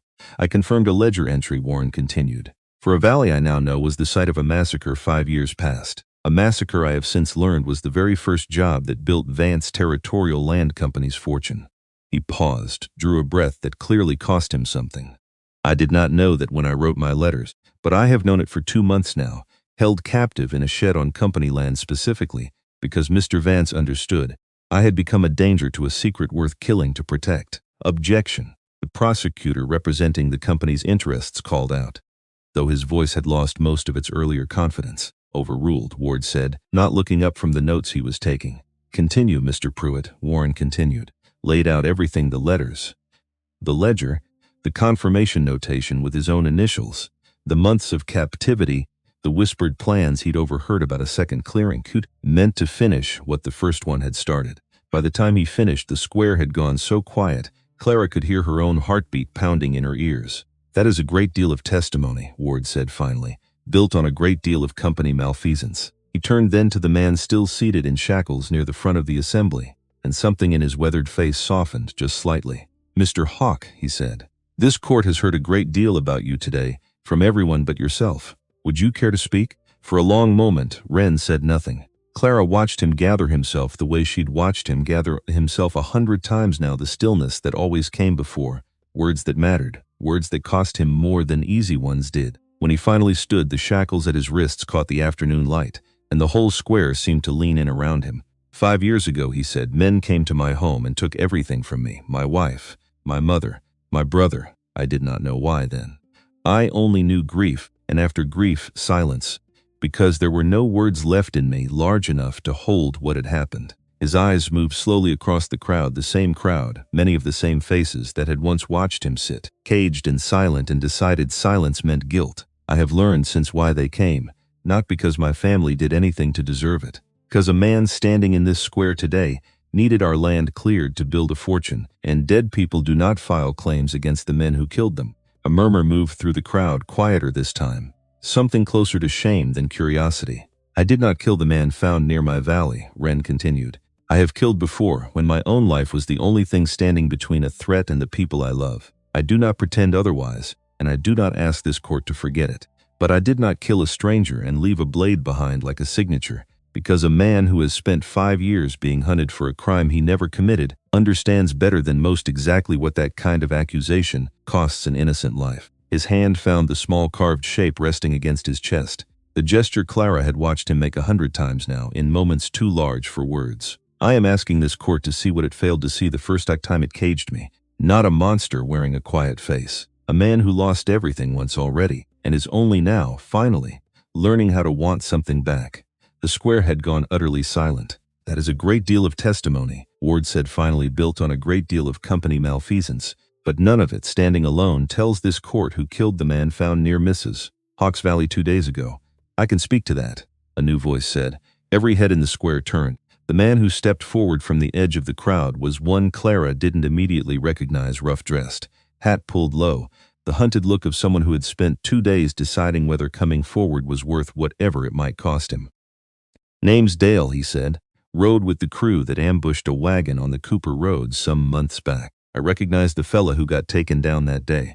Recognized him again standing in that cage just now." His eyes flicked to Wren. "Didn't figure I owed the company my silence past a certain point. Not after what I saw 2 nights back." "And what did you see?" Ward asked. Dale's throat worked. "Saw 2 of Vance's men leave camp with a knife they'd taken off a fella they'd tied up and searched a week back," he said. "Heard them talking about making sure this time stuck. Didn't think much of it till I heard about the body." He looked at Vance. standing frozen near the back of the crowd, his careful smile finally, entirely gone.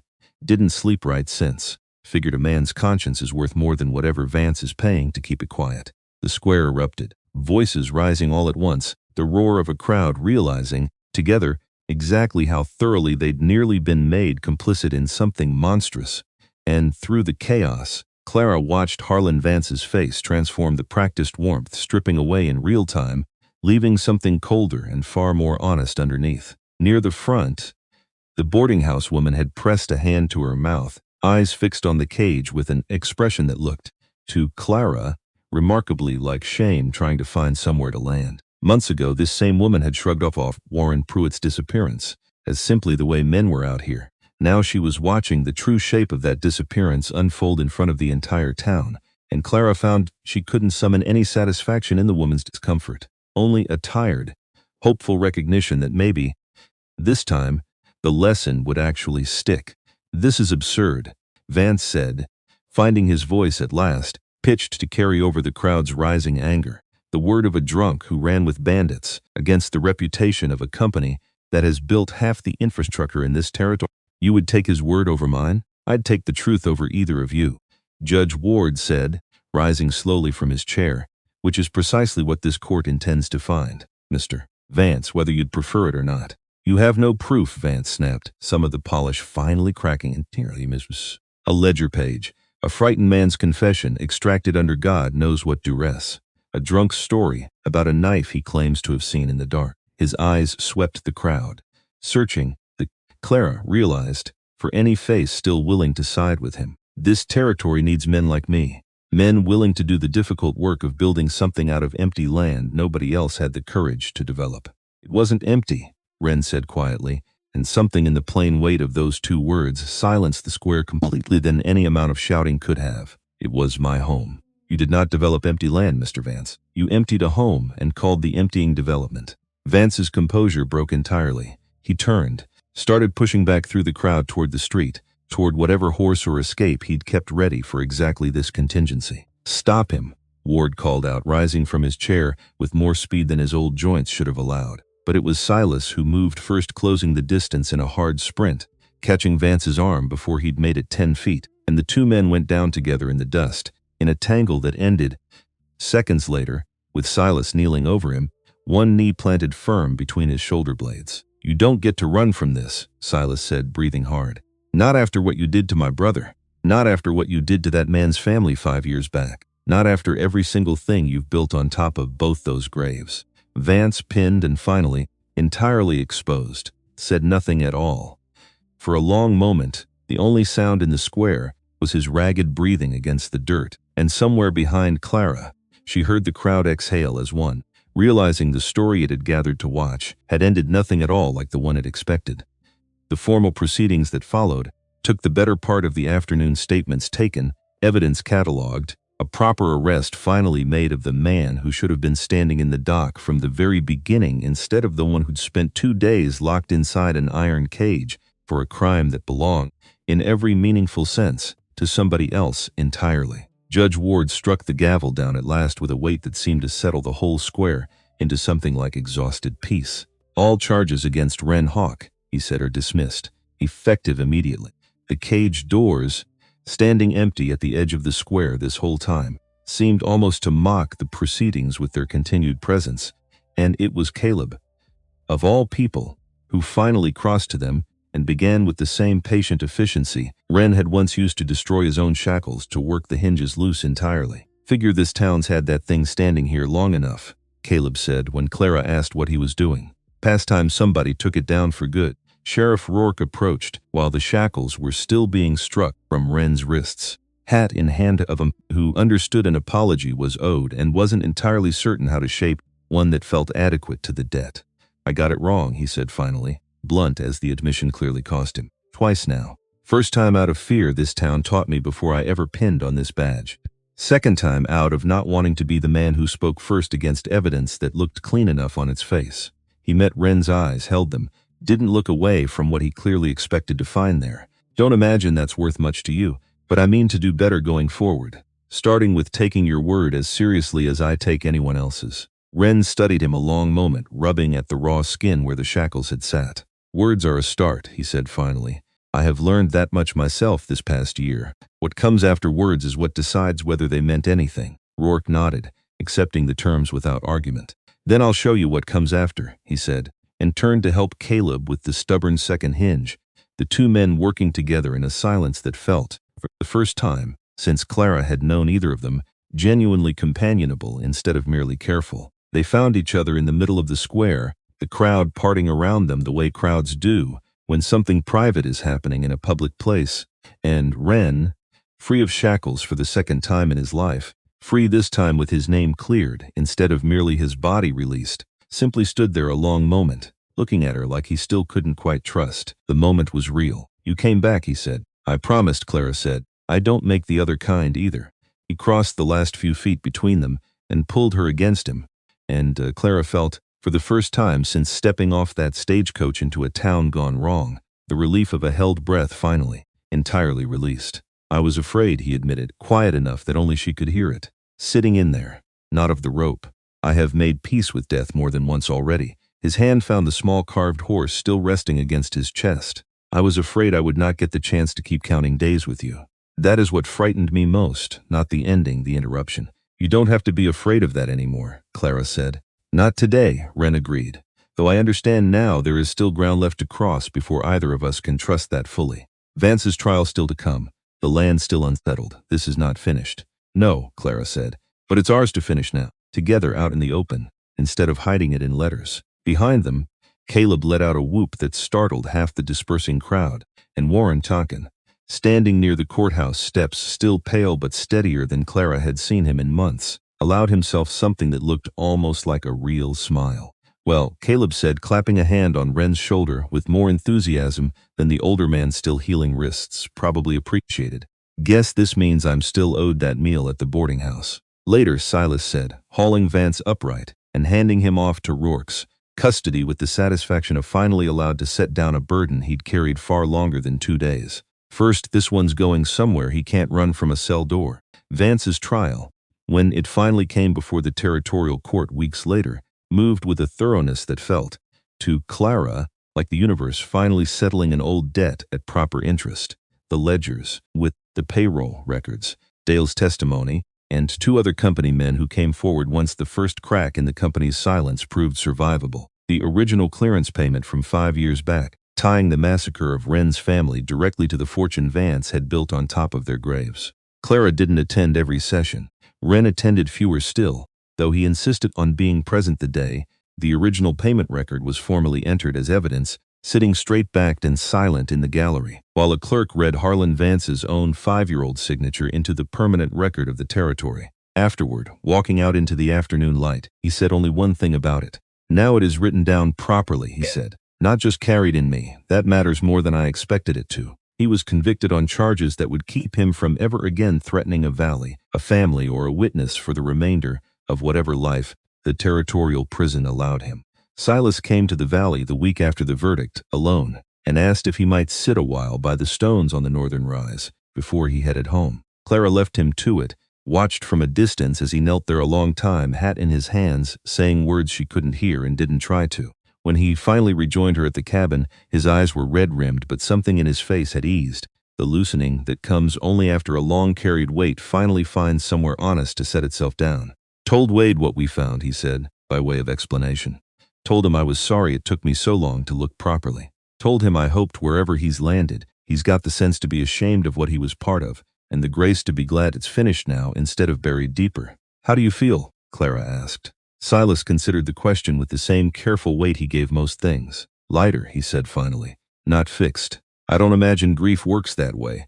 Not the kind that's got guilt tangled up inside it, but lighter. Like I finally got to put down something I'd been carrying without ever quite admitting how heavy it had gotten." "You're welcome here," Ren said, coming up beside them with 2 mugs of coffee, offering one to Silas without ceremony. "Anytime. Not because you owe us anything more. Because I would like the company." Silas took the coffee, and something in his weathered face, for just a moment, looked almost young. "Might take you up on that," he said. "More than you'd probably like if you're not careful with the invitation." "I am not being careful," Ren said simply. I have decided carefulness costs more than it protects, most days now. Warren stayed in the territory too, though not at the valley, took a small room above Henderson's store in Millbrook Crossing, and a job doing honest ledger work for the Mercantile, the kind of careful, unglamorous accounting that suited, Clara thought, exactly the kind of penance a man like him needed. Not punishment. Just steady, visible proof, day after ordinary day, that he'd meant what he said on that witness stand. He visited the valley twice that autumn, awkward both times, still learning how much space he was allowed to take up in a life he'd once nearly ruined. I keep thinking I should apologize again, he admitted, on the second visit, watching Wren work at the forge from a careful distance. Though I suspect you're both tired of hearing it by now. We are, Clara said honestly, not because it doesn't matter. Because you've already said it and meant it, and the saying isn't what proves it anymore. The showing up steady is what proves it now. Warren turned that over a long moment. She'll believe I can manage that. Then that's enough, Clara said. More than enough. Nobody out here is asking you to earn forgiveness in one grand gesture, just to keep choosing better, one ordinary day at a time. The matter of the land took longer to settle than the matter of Vance's guilt, tangled as it was in territorial law, never written with a case quite like this one in mind.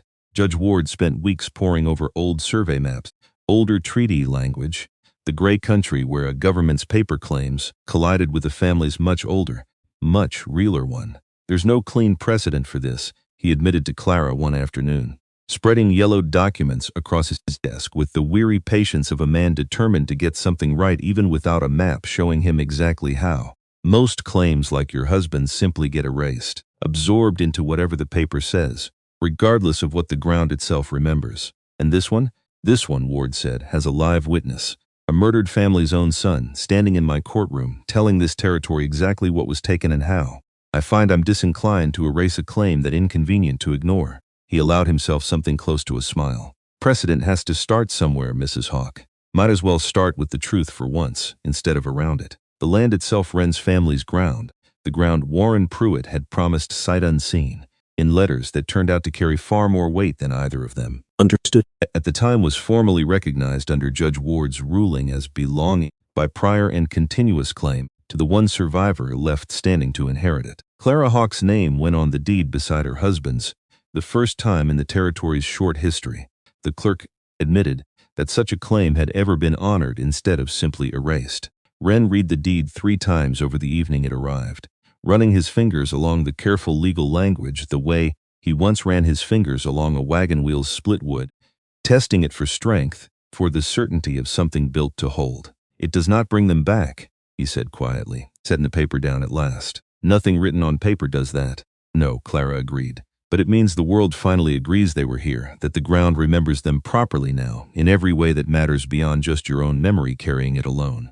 Wren was quiet a long moment. That is not nothing, he said. I did not expect it to feel like as much as it does, but it is not nothing. The night before the wedding, Clara found Wren out by the northern rise, kneeling briefly at the stone, set apart from the other two, one hand resting flat against it the way she'd seen him. Rest a hand against a finished piece of work, checking it, trusting it, and letting it go. She didn't interrupt, just waited at the edge of the clearing until he rose and came to her. I told her about tomorrow, he said, simply, taking Clara's hand as they turned back toward the cabin's lamplight. I think she would have liked you. I am certain of very few things anymore. That is one of them. I'll take that, Clara said softly, and let it be enough one quiet sentence instead of a longer conversation, because some blessings don't need more words than that to be real. Tomorrow, Wren said, I intend to marry you properly, freely, with nothing left standing between the choosing and the choice. I intend to let you, Clara said, and together they walked home, leaving the stones to keep their own quiet counsel through one more peaceful night. They held a proper ceremony that autumn, in front of the finished cabin, with Caleb standing as witness and Silas, gruff and visibly uncomfortable in a borrowed good coat, standing as the other. Warren came too, healthier now, the ruin slowly fading from his face month by month, and something in his presence there forgiven, or at least allowed to keep trying to earn it, felt like its own small justice, separate from but woven into everything else. Clara had spent the morning gathering wildflowers that had no business still blooming this late in the season, stubborn late bloomers that reminded her, weaving them into a simple circlet, of exactly the kind of resilience this whole valley seemed to specialize in. She caught herself smiling at the strange, quiet realization that she no longer measured her days against the life she'd once imagined having. Back in Ohio, back before any of this life had become its own complete thing, needing no comparison to stand on its own. Judge Ward performed the ceremony properly this time. No cage, no shackles, no crowd gathered for the spectacle of fear. Just a valley, and a hearth built stone by careful stone, and two people who had both been failed once by the world's idea of justice, choosing each other now, with nothing forcing the choice but the choice itself. "Do you, Wren Hawk," Ward asked, "take this woman as your lawful wife? Freely this time, no cage compelling it."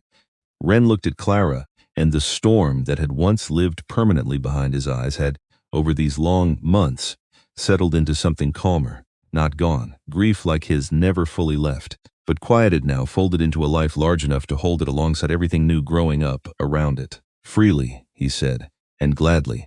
I did not know the first time that a word could carry this much weight until I meant it completely." He paused, and something in his face opened the way it had that evening long ago at the fire, except fully now, nothing held back.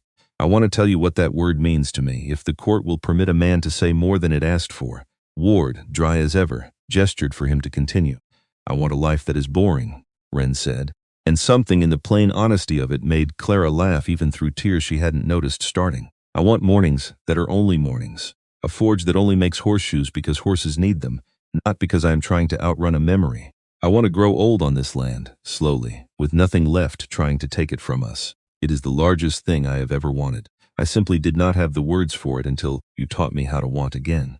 He slipped a new ring onto her finger, forged himself. In the workshop Caleb had helped frame, and Silas had helped stock, iron and silver and copper, twisted together, the same way he'd once made her one from nothing but scrap and hope. "And do you, Clara Hawk," Ward continued, "take this man as your lawful husband? Freely." "Freely," Clara said, her voice steady, certain, nothing at all like the desperate, frightened woman who'd once held up a wedding ring in a town square and asked a crowd of strangers to believe in mercy. "And completely. I chose him once out of desperation. I choose him now out of everything desperation taught me to recognize as real." Ward closed his small book with the satisfaction of a man who had, over one long and difficult year, watched a piece of genuine justice finally outrun the fear that so often beat it to the punch in this territory. "By the authority vested in me," he said, "I pronounce you, once again and this time completely, man and wife." Caleb let out another whoop, louder than the first, and even Silas allowed himself something that might, in better light, have been mistaken for a genuine smile. Warren stood slightly apart, watching the small gathering, with an expression Clara had come to recognize as own flavor of grateful grief, glad for what he was witnessing, still carrying what it had cost to arrive at witnessing it. They ate that evening at a long table Caleb and Wren had built together over the preceding weeks, laughter mixing easy with the crackle of the hearth fire, and Clara found herself, more than once, simply watching the scene, instead of participating in it. This small, stubborn circle of people who had all, in their own broken ways, chosen to build something together, instead of letting fear finish what it had started. The valley held them both in that moment, the ridges standing guard on three sides the way they always had. The creek running clear past a cabin that had finally, after so much loss and so much rebuilding, become exactly what its first stones had always promised to be. A home, not because a letter said so, because two broken people had built it themselves, one careful, deliberate choice at a time, until the building itself became the proof that some things, once torn down to nothing, could still be raised back up into something worth the name.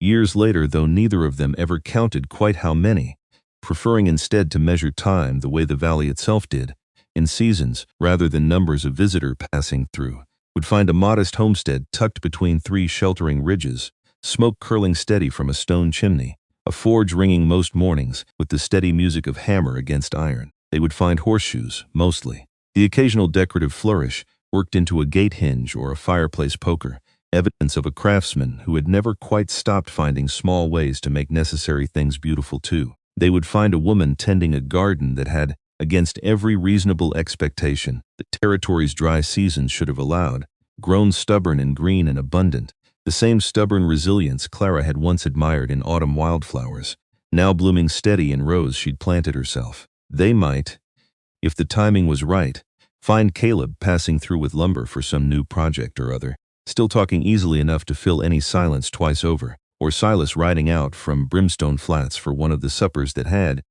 somewhere along the way, stopped needing a special occasion to justify themselves.